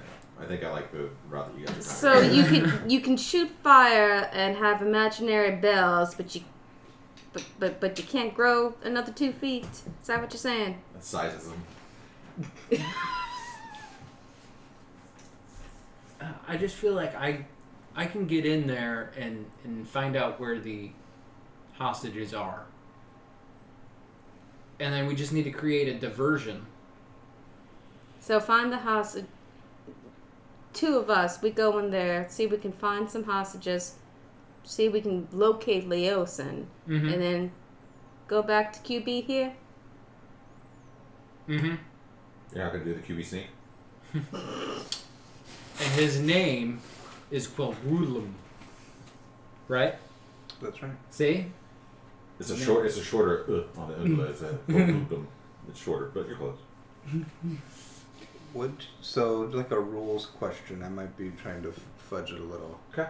Would you allow prestidigitation to be cast as a touch action? It has a 10-foot range. But my familiar can deliver spells with a touch. So I was wondering if I could cast prestidigitation to spark a fire by having Raymond touch something. You know what? I'm going to leave that one up to chat. So what is being asked is if we could change how, well, not necessarily change, but to kind of tweak prestidigitation to allow Raymond to cast the spell. And so far we have one that says do it, but I'm waiting to see some more voices. Basically, it's a small change in the spell. Instead of it being a 10-foot range, it turns it into touch. I'm fine with it going either way, but I want to see what the viewers want. So we'll come back to that. I'm gonna try and read the rule more clearly to see if it. Can Raymond self-immolate? Oh. Not that I know of.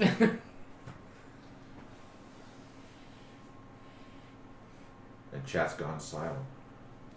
I think they're going to like the idea of self-immolation for Raymond, though. So I think according to the rules as written, no, because it says when you cast a spell with a range of touch, your familiar can deliver the spell as if it had cast the spell. Yeah. So the spell has a range of 10 feet. So I think no. Even though touch is technically within 10 feet, I think that breaks... I'm going to break the rule. I'm going to side with chat and say yes. Okay. In this instance, it might change later on, but I like the way the narrative works. So let's go for it. So prestidigitation can like spark a small flame, like lighting a candle or a small campfire. Yeah. I figure I could do that at the edge of a tent. Yeah. So from hiding right here, or maybe by just climbing down just a tiny bit, I could light the edge of that tent on fire if we need a distraction. So what is your plan? Are we going with the plan with us going in, locating the hostages, and you doing a diversion? Well, If you want to, I'm assuming like there are no hostages in that tent. So what signal are we gonna give our friend here so he knows that when we do like or whatever we decide, he knows to. Oh yeah, that's a good question. How close do I have to be? That's 60 feet. About how far is it from where we are to the edge of the canyon on the other side? It's a ways. Yeah. It was 100 feet just to that small tent. Okay.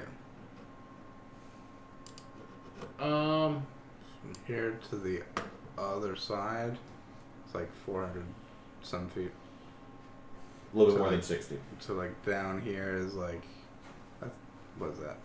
700.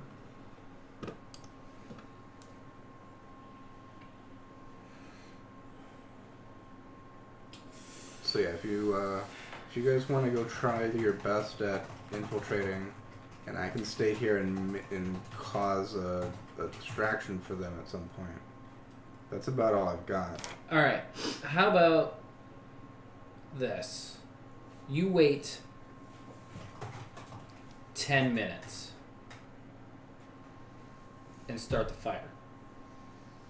Okay. But we didn't start the fire. It was It always, was always burning. And the world was turning.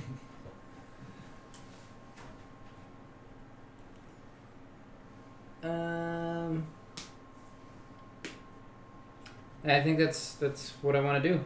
Okay. So let's go. Okay, so I'm waiting 10 minutes. 10 minutes. Okay. We're going to move down Mm-hmm.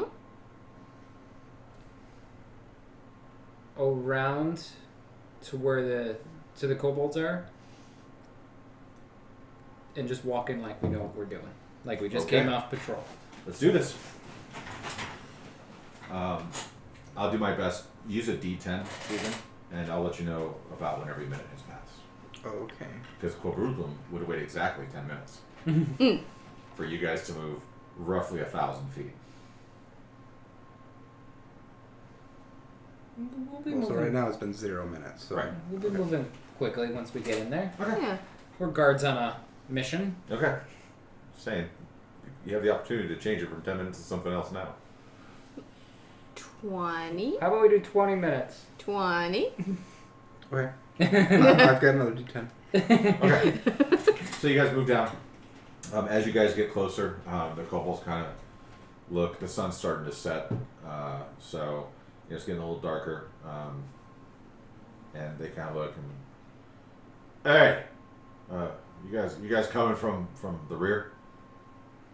Yeah, Yeah. Any problems? Anybody follow? it's been quiet. Should we get the other group ready to go back out? Yeah, you're gonna want to give them probably 10-15 minutes to head out. Yeah, that's fine. You guys see anything? Nah. All right, carry on. Would have rather been on the damn raid. I hear that. Yeah. Hear you, buddy. And we'll just keep moving. Okay. I'm just gonna move Josh at this point. You make him by the guard tower. I'll move Josh in, so I can move you both. And did you ask if we were on the rear end? What was that? If you were coming from the rear. Yeah. Oh. It has now been 1 minute. Oh, it's actually a 0 on them. You guys make it to about here. And you can see that they're definitely working. You might want to zoom in so that way people and you guys as well as them can see. Is on Twitch. It looks about this big.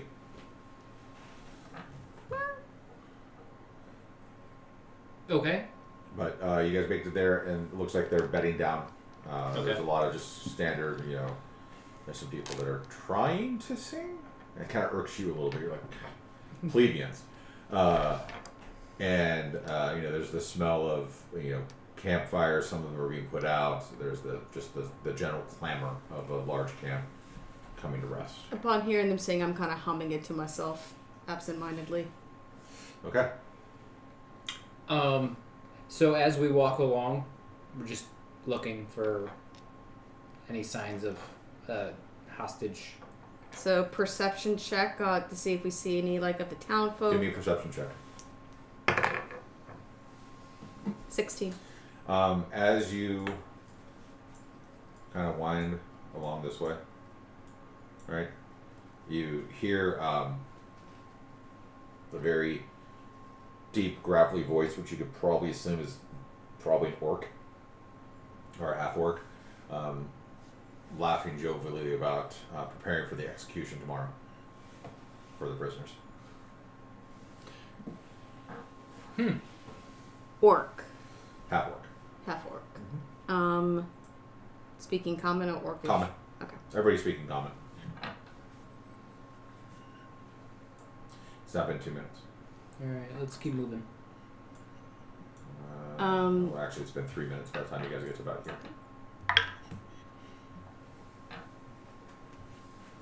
Bella, who do you think they're executing?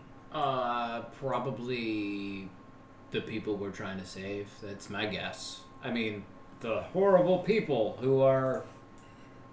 I mean, there's a few other people that are out walking around, but nobody really within earshot.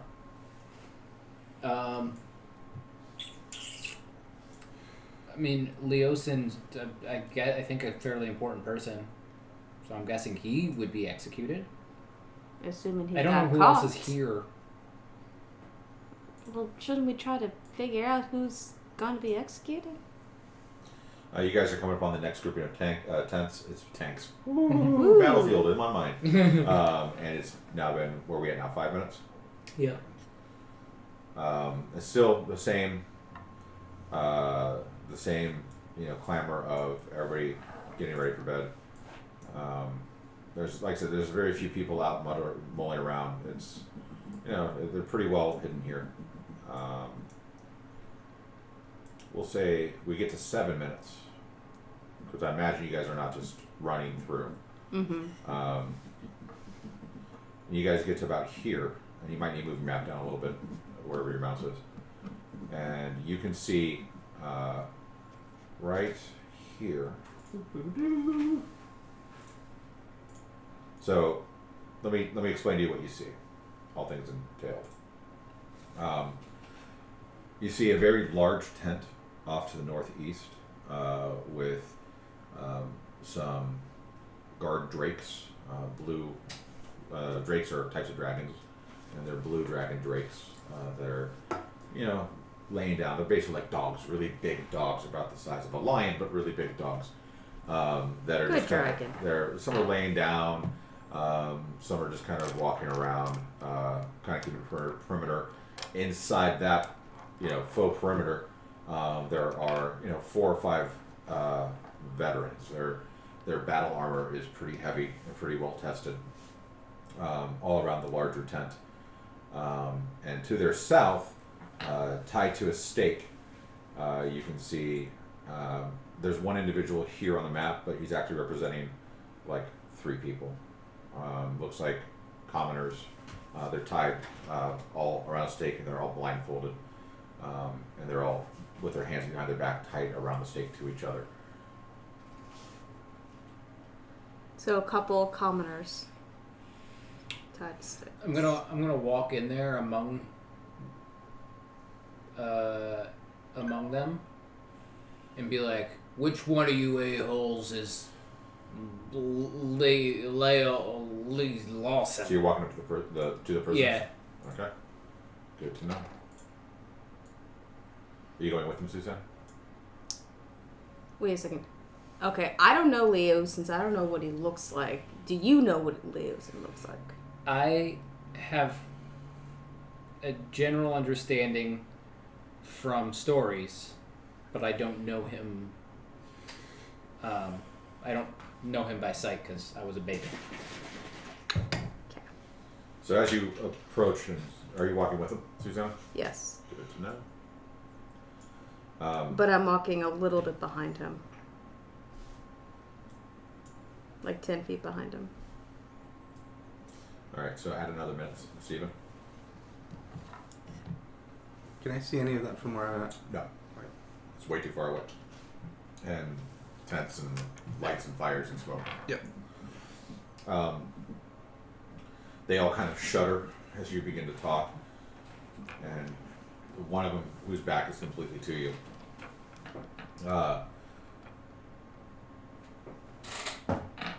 bravely, what do you, just do it to me and let them go. Stop making us wait. I walk towards him and carefully look him over to see if it's actually him, based off of what I know of him. Okay. I need a deception check, but not for Leos. I'm going to use one of my Pre-roll. whispers. Okay.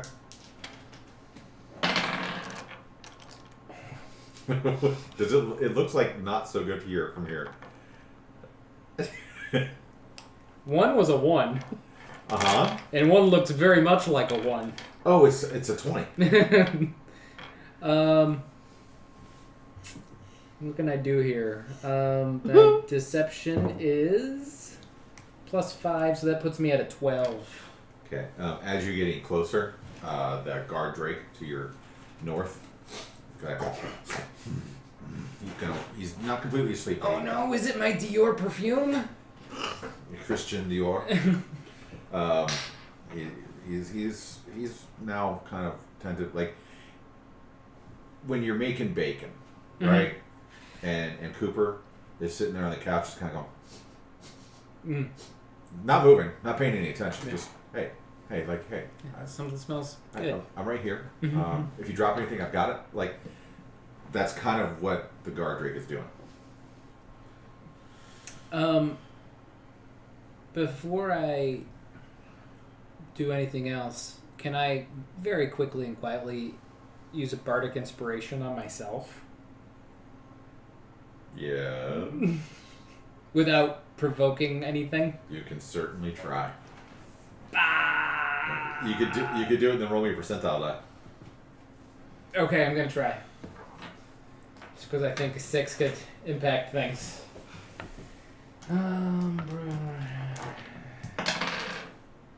45. Okay, good to know. Okay. And that's gone. I will take that one. So what are you guys down to? You're down to 2, right? Yes. Let me update this. Can I tell if that's actually Leosin? Oh, give me a history check.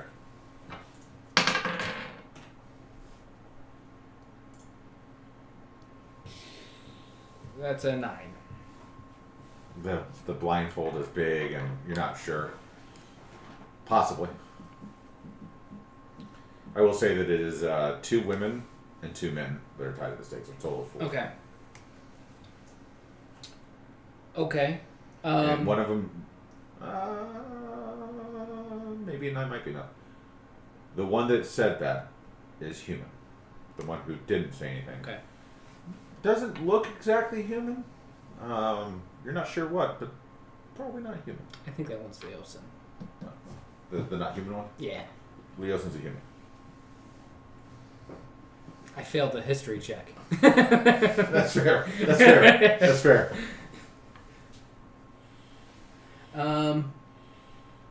So we will move away from the guards and start heading back, knowing that our timing. You're at about 7 minutes. Is that right? Would that be the next? I thought it was about 10. Okay, you're about 10 minutes.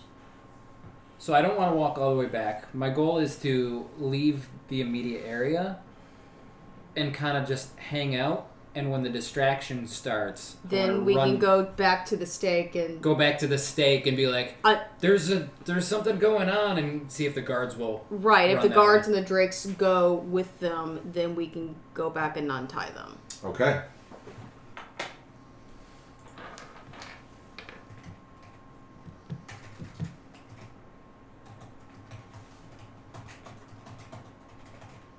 you guys can move yourselves to where you would like to be.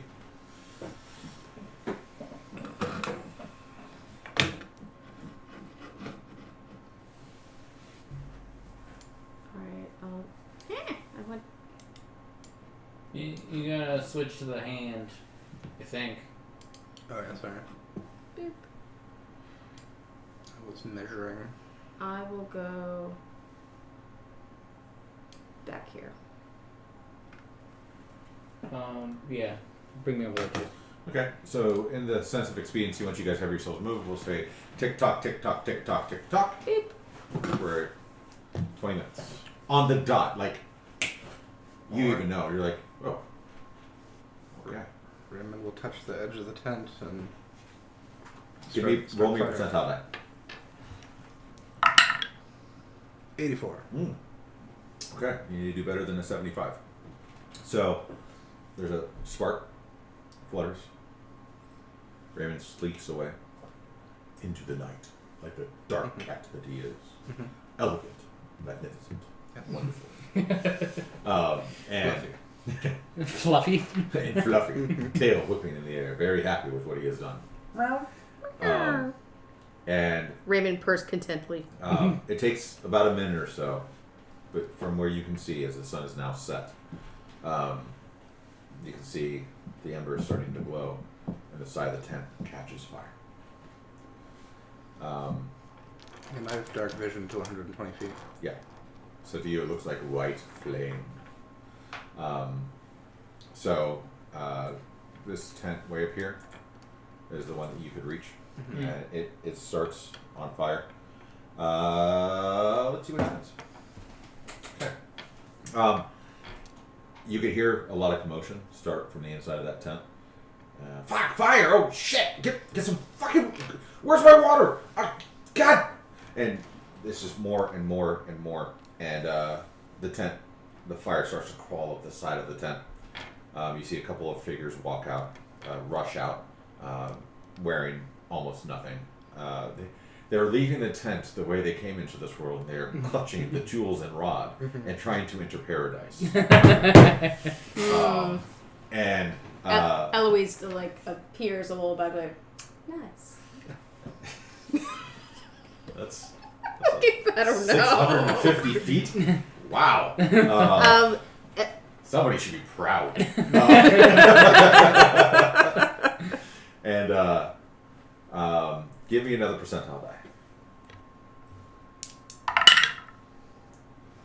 6. 6. Okay. So one of the guys, you see a cultist come out from one of the other tents, and you see him start to whip his hands together and cast a sigil, and he tries to cast control water, and he completely misses the tent. Like, it almost hits Raymond, so Raymond's now pissed. And he's like, fuck! With that, they start to scream fire. There's just enough of a breeze that some embers are starting to float over to the bigger tent, and they're wafting, they're swirling around. So now the second tent is on fire at this point. Nice. So Can we see this? that there's fire? No, okay. Not from where you The are. blaze is not started. Oh no, there's a blaze, but you're too far away. Can we smell Because fire or you're, anything? what are you? You're human? I'm human. Okay.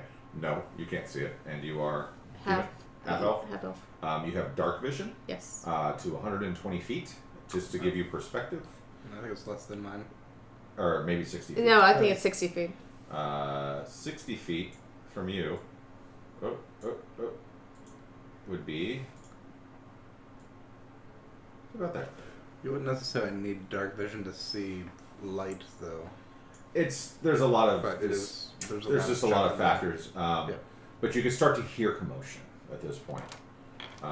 That basically, I'm looking for a trigger where I can Right. Go in. It's going to be a ton of percentile dice. Okay. I like what you guys have done, but it's going to take some time for this to take effect. So roll me another set of percentile die, please. 52. Okay. So still in your favor. Now the other small tent is starting to catch on fire on the roof. So we got the two small ones and the one on the left? Yep. Okay. And at this point, the clamor is starting to get a little louder. Some folks are starting to come from some of the other tents. You guys can now start to begin to see the glow from off in the distance of the tents on fire. And some people are starting to evacuate to go to try to stop the fire in this area. Give me a perception roll, you two.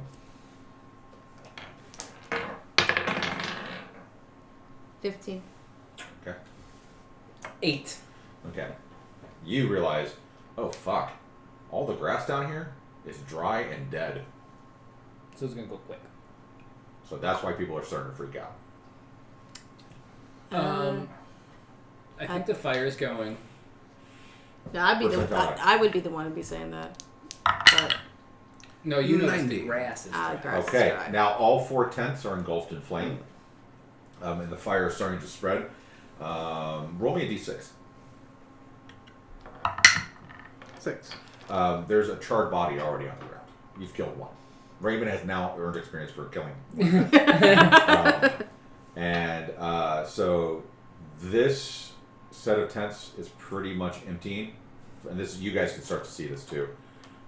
This set of tents over here is starting to empty, or is pretty much emptying, trying to go over. There's people trying to throw water. There's people trying to pull gear, trying to pull people out, and this set of tents is now starting to do the same.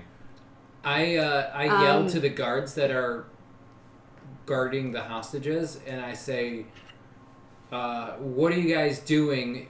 We need to go help. I'm going to give you guys the amount of fire that is already there. So this area is on fire. How can I change that color?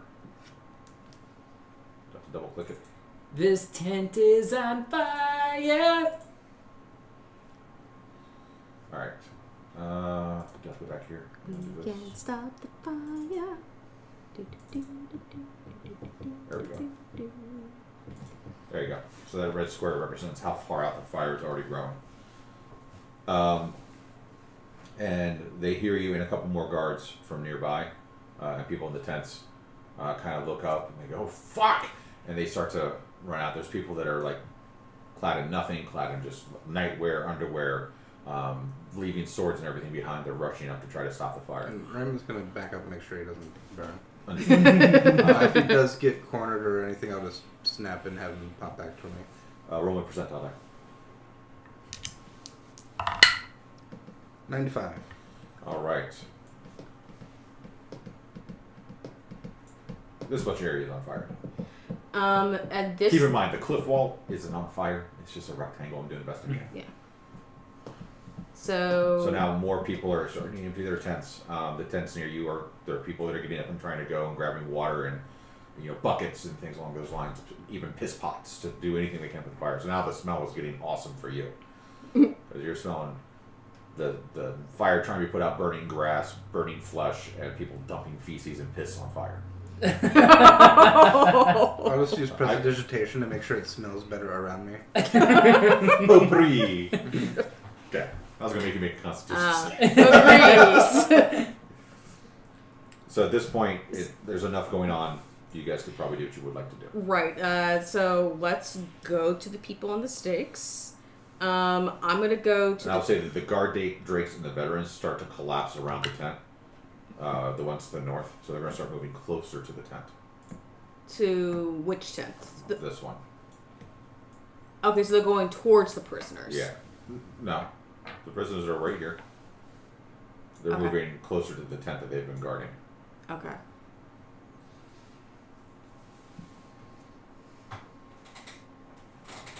So go ahead. What would you guys like to do? Is there a particular guard there that seems like he would be in charge of that situation? No? Mm-hmm. Okay. Then I just yell at them to come help. The ones around the big tent? Yeah. One of them looks at you and says, "What's the thing that they say for that? 'Cause that's a trigger. Triggered. We must protect Mondrath at all costs. You go help." Okay. Where are the prisoners? Right underneath the green circle on your guys' screen. Or maybe the blue circle, if you click Oh, yourself. okay. So we can get the prisoners at least. We can get the prisoners, but how do we get the prisoners away with them? Well, yeah, now we've kind of alerted them to us. So there's that.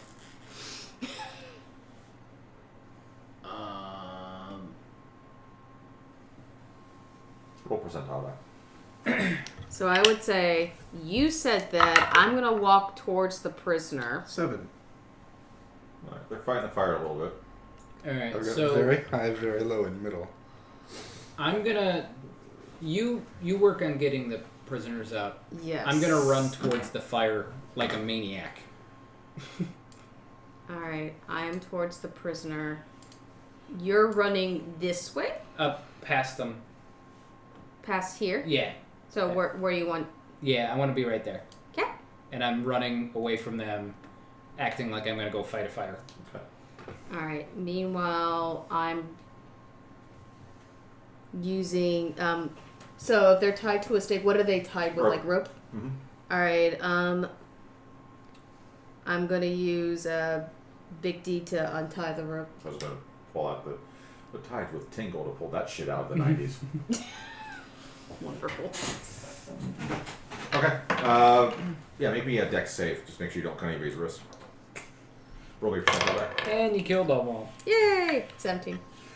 Okay, they're all free. Woo! 34. It grows a little bit. Alright, so... Protect all cause I said Mormont? Huh? Sorry. Mondreth. Okay, Mondreth. Sorry, Game of Thrones reference. Who's Mondreth? We have no idea. But could we ask the... I was asking the prisoners. Oh. Did the prisoners know? What the fuck is going on? Like they're blindfolded, their hands just got untied. Last they heard, they were going to be killed. Oh, right. Genius move. So, all right. I didn't realize they were blindfolded too. So I'm like, I'm here to set you free. You're not being executed. I promise. I'm gonna take this blindfold off you slowly. How slowly? Like the sunrise over the horizon. Okay. Roll me a sleight of hand check. Roll me a percentile die. You roll me a percentile die. Yep. All right. Sleight of hand is a 16. Okay. 64. Okay. 97. Oh, that fire grows quite a bit.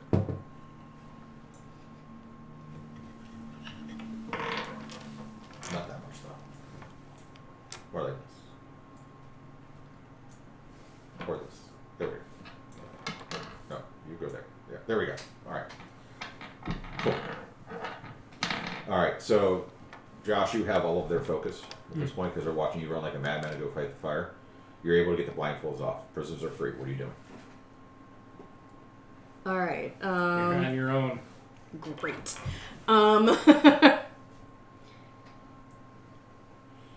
Do any of y'all know where a man named Leosin is? And the human says, "It's me. What the fuck is going on?" And he goes to punch you. Oh, good. His hands are now free and he's a monk. Great. That's a natural 20. Ooh. So yeah, that barely hits. You take 9 damage. What? He's a monk.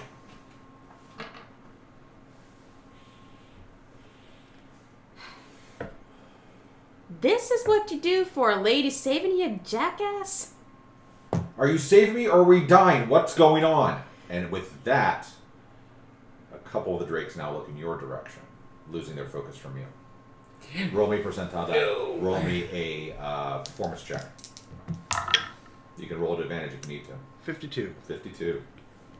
If fire maintains that area. All right. Since the drakes are looking at us, Can I do a performance check to make it look like I'm like hitting Leosin and his hands aren't behind his back? You can do an attack to hit Leosin. It wouldn't be a performance. You can just do a non-lethal attack. Can I tell Leosin, protect pretend we're fighting. We're not We fighting. are fighting. He's going to take another punch. Come on! That's only an 11. I'm not here. And he points to the other one and says, "Run!" To the other 3. Okay. And he says, "Run," and they start taking off. I got a 21 on my performance. Okay, good to know. They the one of the drakes, the closer one to you, kind of looks back at you Oh no, fire! because they have this madman who's like, "Oh, there's a fire over there. Let's go to the fire." Meanwhile, everybody else is running the fire. He's like, "There's a fire." And meanwhile, the person I'm trying to free is hitting a lady.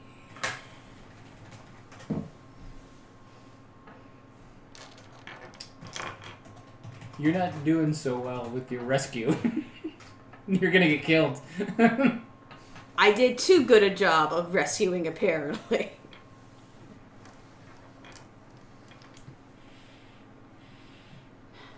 So what'd you like to do? Alright, well, you're free, obviously. There's a fire over there. We need to go. He's going to do a trip attack. Jesus Christ. He fails. He tries to trip you and then he tries to run. He's trying to keep up with everyone else. Alright, fine. Meanwhile, while he's trying to trip me, I'm going to say, I'm here with some friends. Governor Nightingale sent us over here. Because that's good. I'm getting the fuck out of here. He's now there. Percentile die. Steven. Performance check. Josh. 47. 22. All right.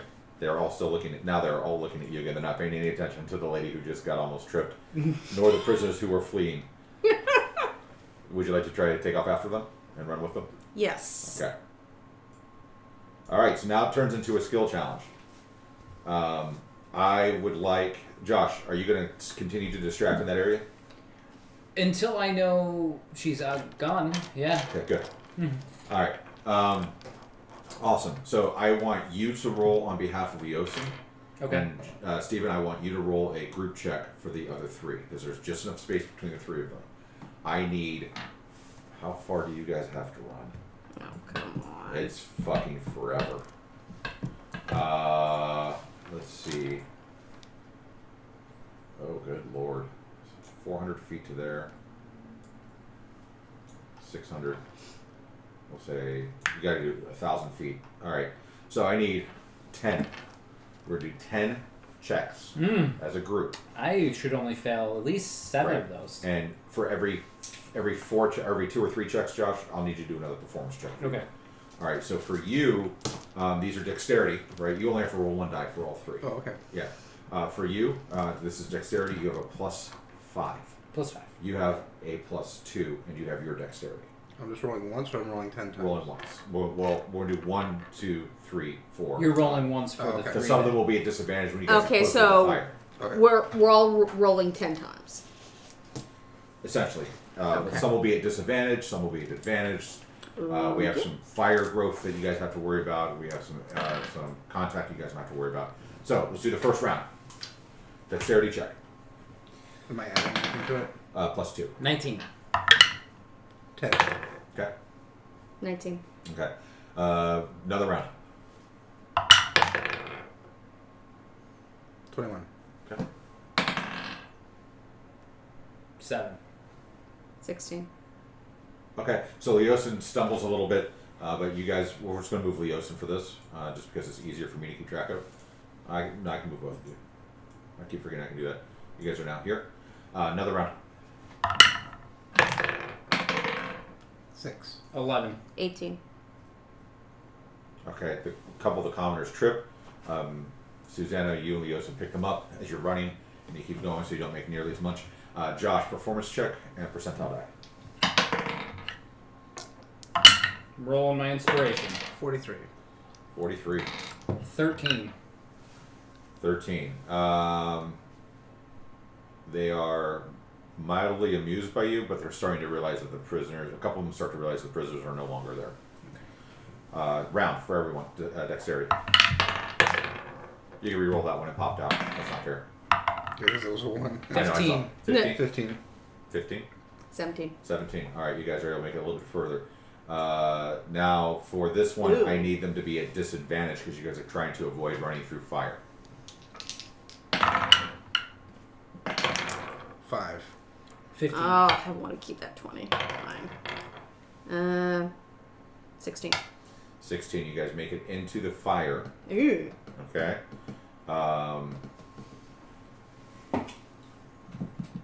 Good thing I finally rolled a 1. All of you, so I'm keeping track of the Commerce and Leosin, but you take 2 points of fire damage. Give me another round. At disadvantage, though? At disadvantage because you guys are trying to get through the fire still. 6? 8. 8? 13. 13.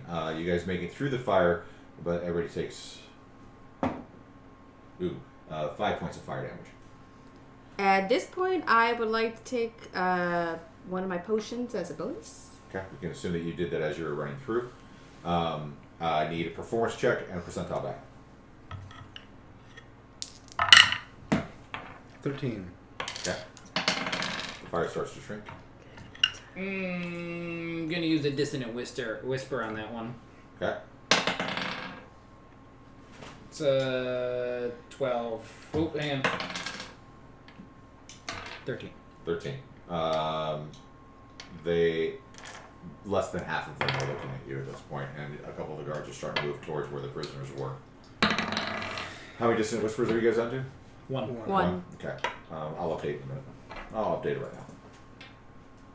Let's keep it real for those of us that are, those people that are still awesome and hanging out with chat. I Let's promise we'll keep be it done real, in just a yo. little bit. Yo. We're honing in. This is going to be awesome. Okay. Another round. So at disadvantage? No longer disadvantage. You guys made it through the fire. Woo! 16. 16. 9. 9? 19. 19. That's enough. You guys are able to get to about here. Give me another round. 17. 8. 14. Alright, you guys are able to make it here. Chat's calling out that maybe we made it enough for another dissonant whisper. I'm going to check right now. No, I don't think so. 8:48, 9, 10:48, 11, 12:48. Yeah, you guys have one more dissonant whisper, so you're back at 2. So just take that one back, or did you guys give them both to me already? Yeah, we only have 1. We only have 1. All right, it's going to be updated. I promise. All. Good job, chat. Give me another round. 14. 14. 6. 6. 15. 15. All right, you guys don't make it nearly as far. I'm waiting for this to open up. There we go. Let me scroll up.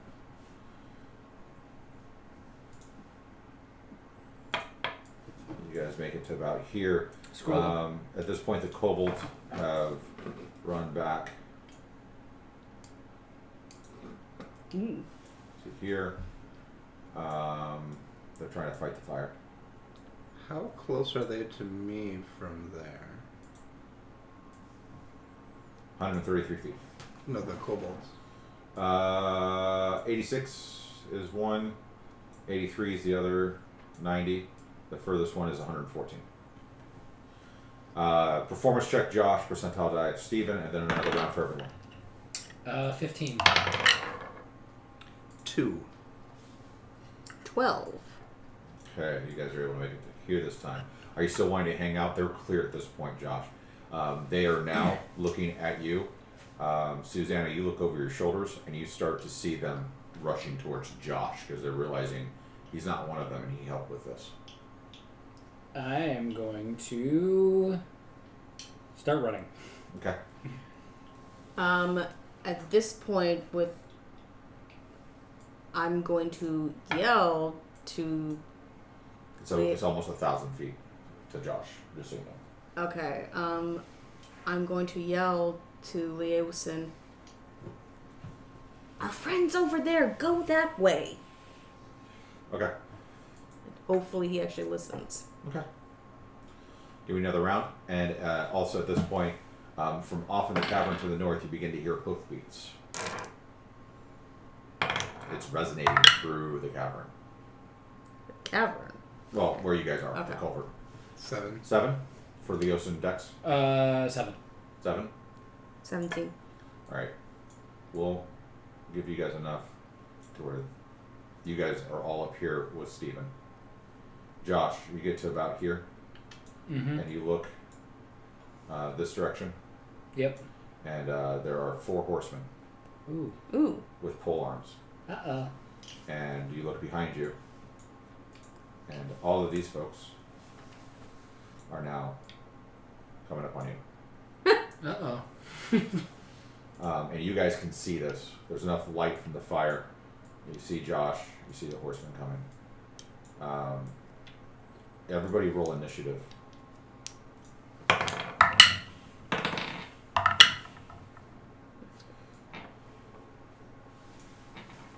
19. 19. Okay.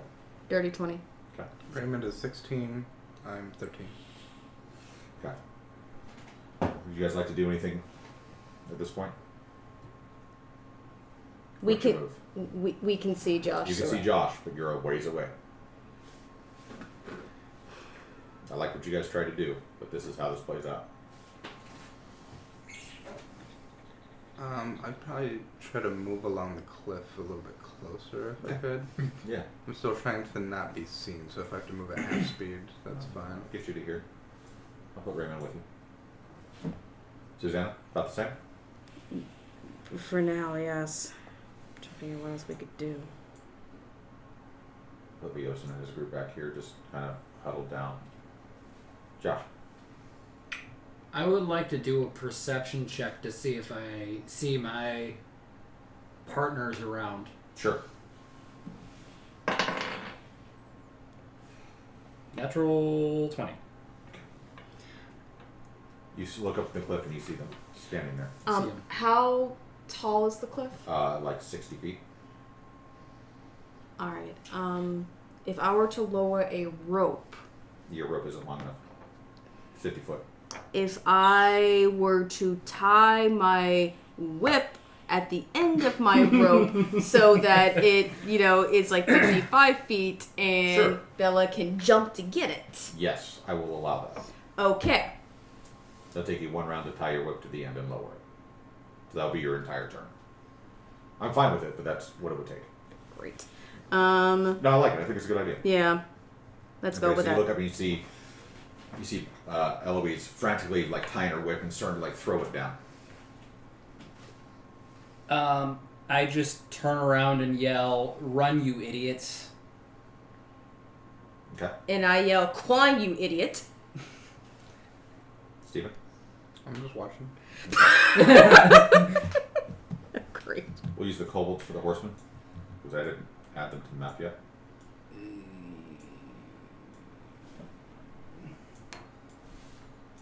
So Josh, at this point, you're pretty much surrounded. All the weapons are out. Oh God.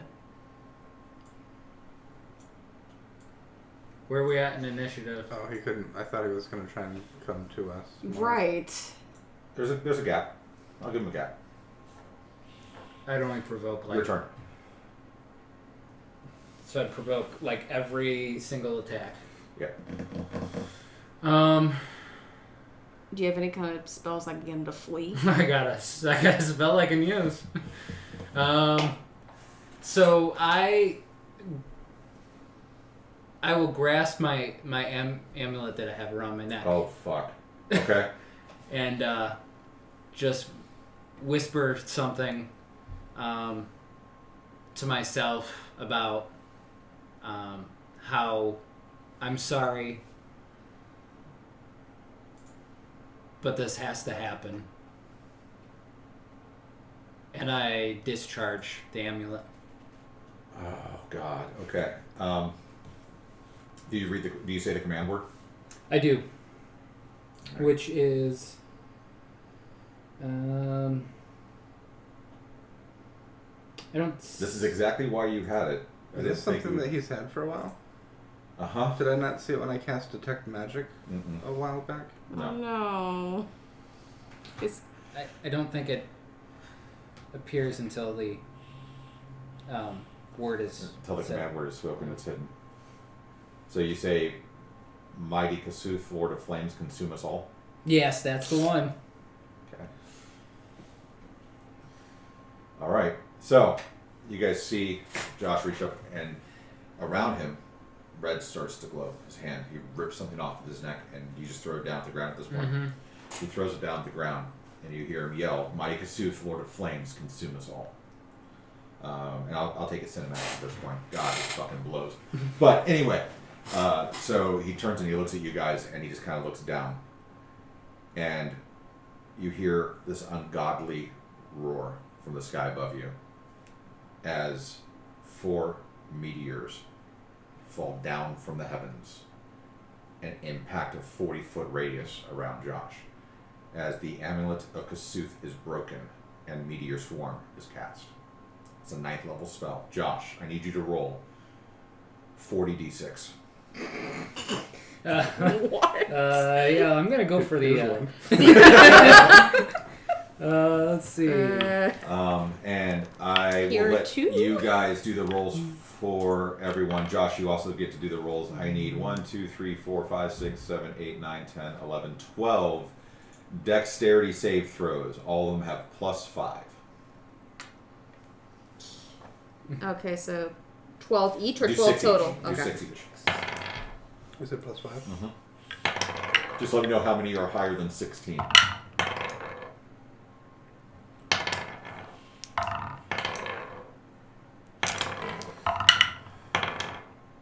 Higher than 16, not 16 or higher. 16 or higher. 16. And 4. Okay. You said 3. 40. So it's 20d6 fire damage and 20d6 bludgeoning damage. Okay. And they're not gonna add it up for me. That's not cool. You want me to do an auto roll? That's what I just did, except for it didn't add them up for me. Oh, I can do it in. I can do it here. Was it 20d6? What's the command roll, right? /roll.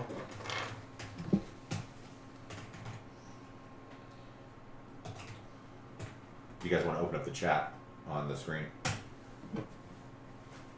So that's 67 fire damage.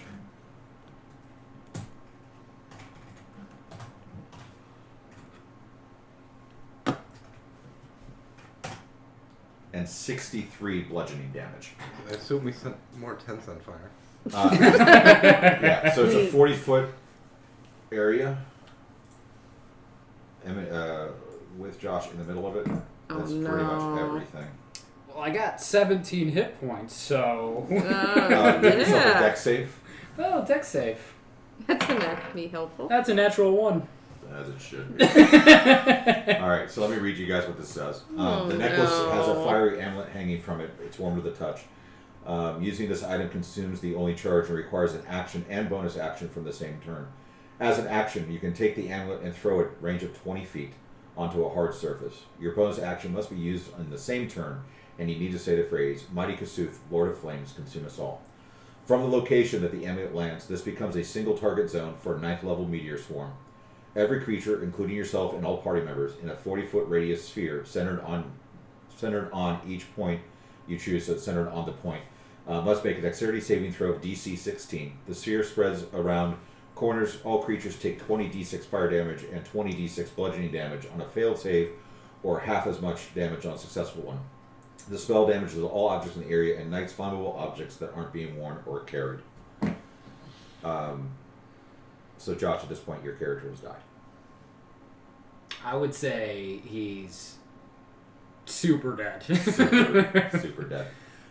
So the concussive wave from the meteor is enough to blow you guys off of your feet. As you hear and in the wake, there's bodies. There's a giant pit where the meteor has just hit. You see Bella's body laying on the ground, mangled, lifeless. You see all of them. I mean, that's more than what they had. You see bodies that were in tents. You see the shambles of tents in the remaining area. You are now down one party member. Can I do a check to just to recognize the magic? Absolutely. What? It's a 12. I'll say that Lay on hands. you've heard, having heard what Bella said, you can only assume that this was a legendary artifact for the god, not god Kasuth. So this is more along the lines of it was definitely a fire spell. It was definitely a meteor swirl. I think And it's, everything around there is on fire, right? It's on fire, obliterated. I'm looking for a way down. I've already put There's my the rope that Susanna has with Yes. the whip. Yeah, I'll scramble down it and try to brave the fire and get to basically the epicenter and heal the weave. Okay. I'm trying to learn. No, I'm trying to fix magic that you just broke. I'm super pissed off at Bella. Give me a strength save as you're climbing down. Just one. You can do it at advantage. Okay. So you got Susanna open the other end. And 15. Susanna, you look behind you and you see Leos, and his eyes are about this big. There's another male that's with him and two women, and they're just shaking in fear. What the fuck was that? Because they couldn't see it from where they're standing. Yeah, 15. Okay, you're able to make it down. You get there. I don't even need to give you a medicine check. Bella's dead. Yeah. I'm not, I don't care about that. He has no interest I in know. Bella. You can cast and heal the weed, and you're just Yeah, consuming. if there's other cultists around, I'm not paying attention to them and either. there's nothing around in that area. And meanwhile, if you're not going to Bella, I'm like, what the F are you doing? There's a man down. Who I gives need- a shit I about need magic? both of you to roll me a d20. 19. Oh, that's nice. I don't know, it's 4. Just a straight Mm-hmm. 13. So as you say that, you feel a burning behind your ear. Oh no. I need an intelligence save. Oh, please. we couldn't be free of that. Intelligence save. No, just for her. Oh. You're fine. Oh, okay. 19. 19. You don't feel any pain, or you feel pain, but you don't have any throbbing discomfort in your head, and you hear, "Oh, and I thought he would have been fun. Looks like the deal is now on your soul." Who is this? Just your friendly adult blue dragon whose eggs you're trying to save. And you feel a disconnect, but you still feel this burning right behind your ear. What do you guys do? You're able to heal. You consume a lot of broken magic. Do you go back and try to climb back up? I would probably stay there Wait. longer than was wise to stay there. Is there any... I'm going to assume the answer's no to this. If I were to perform Cure Wounds and do all lay of hands on him, would it help at all? You can give me a medicine check at disadvantage because of the range.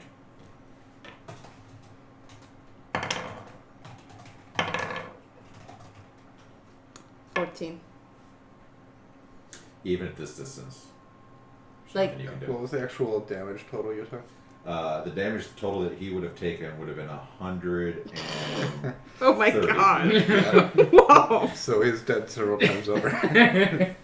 So I'm gonna guess that even if like we were to take him back all the way home I don't know there's in a anything bunch to take. No, my point is I'm assuming not even a cleric who could like There's nothing you revivify. can do.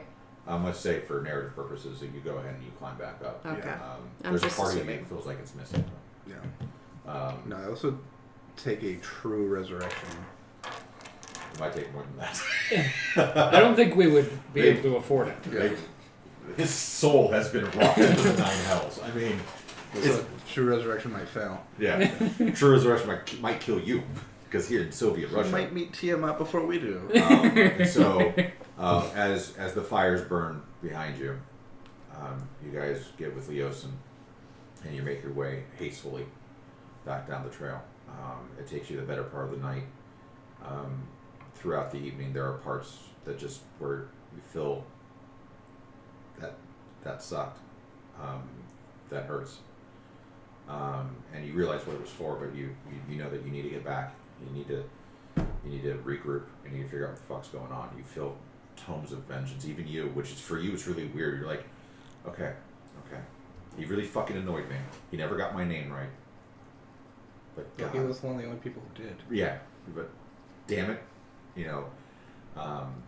and throughout the entire run back, you just hear the dragon's voice in your head going, Tiamat is to blame. Tiamat is to blame. That's what you hear every so often. You make it back, and you find yourselves collapsing inside the front gate of the keep as the sun is beginning to rise. And that's where we're going to end this evening. R.I.P. Bella. Yeah. Holy fuck, Josh. Well, you guys got away. So is that the vision we saw of that event? Oh. Yeah, that was Yeah. probably part of it, yeah. Yeah. It's interesting.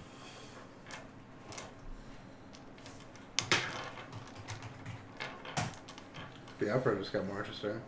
Yeah. So, yeah, funeral will be held on Tuesday.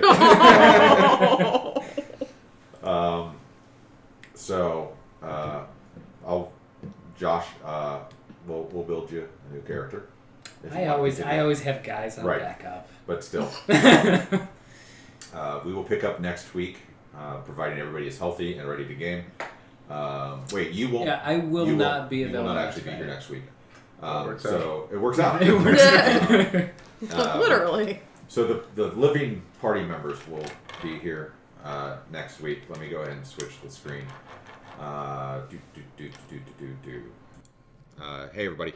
So we will be back next week. Everybody minus obviously Bella. I've got to figure that one out, but that's gonna be interesting. But thank you so much for hanging in there with us. We know we went a little bit later and we had some technical issues in the beginning, but that's what happens when you have kids who like to play with your keyboard and you do stupid things like OBS up prior to the game. So, but again, thank you so much, everyone. It was awesome. Remember that we're racing to 100. So tell your friends, tell your family, follow us. Follows count in between sessions. But we'll see you guys next week. At least most of us will. And thank you so much for hanging in there. And hang on, because we're going to see if we can find somebody to raid. For those of you that don't know what that is, that's where we take everybody who's watching our channel and we jump to another channel. And you guys get to watch their stream for a little bit. But yeah, so with that, thank you so much. And see you next week.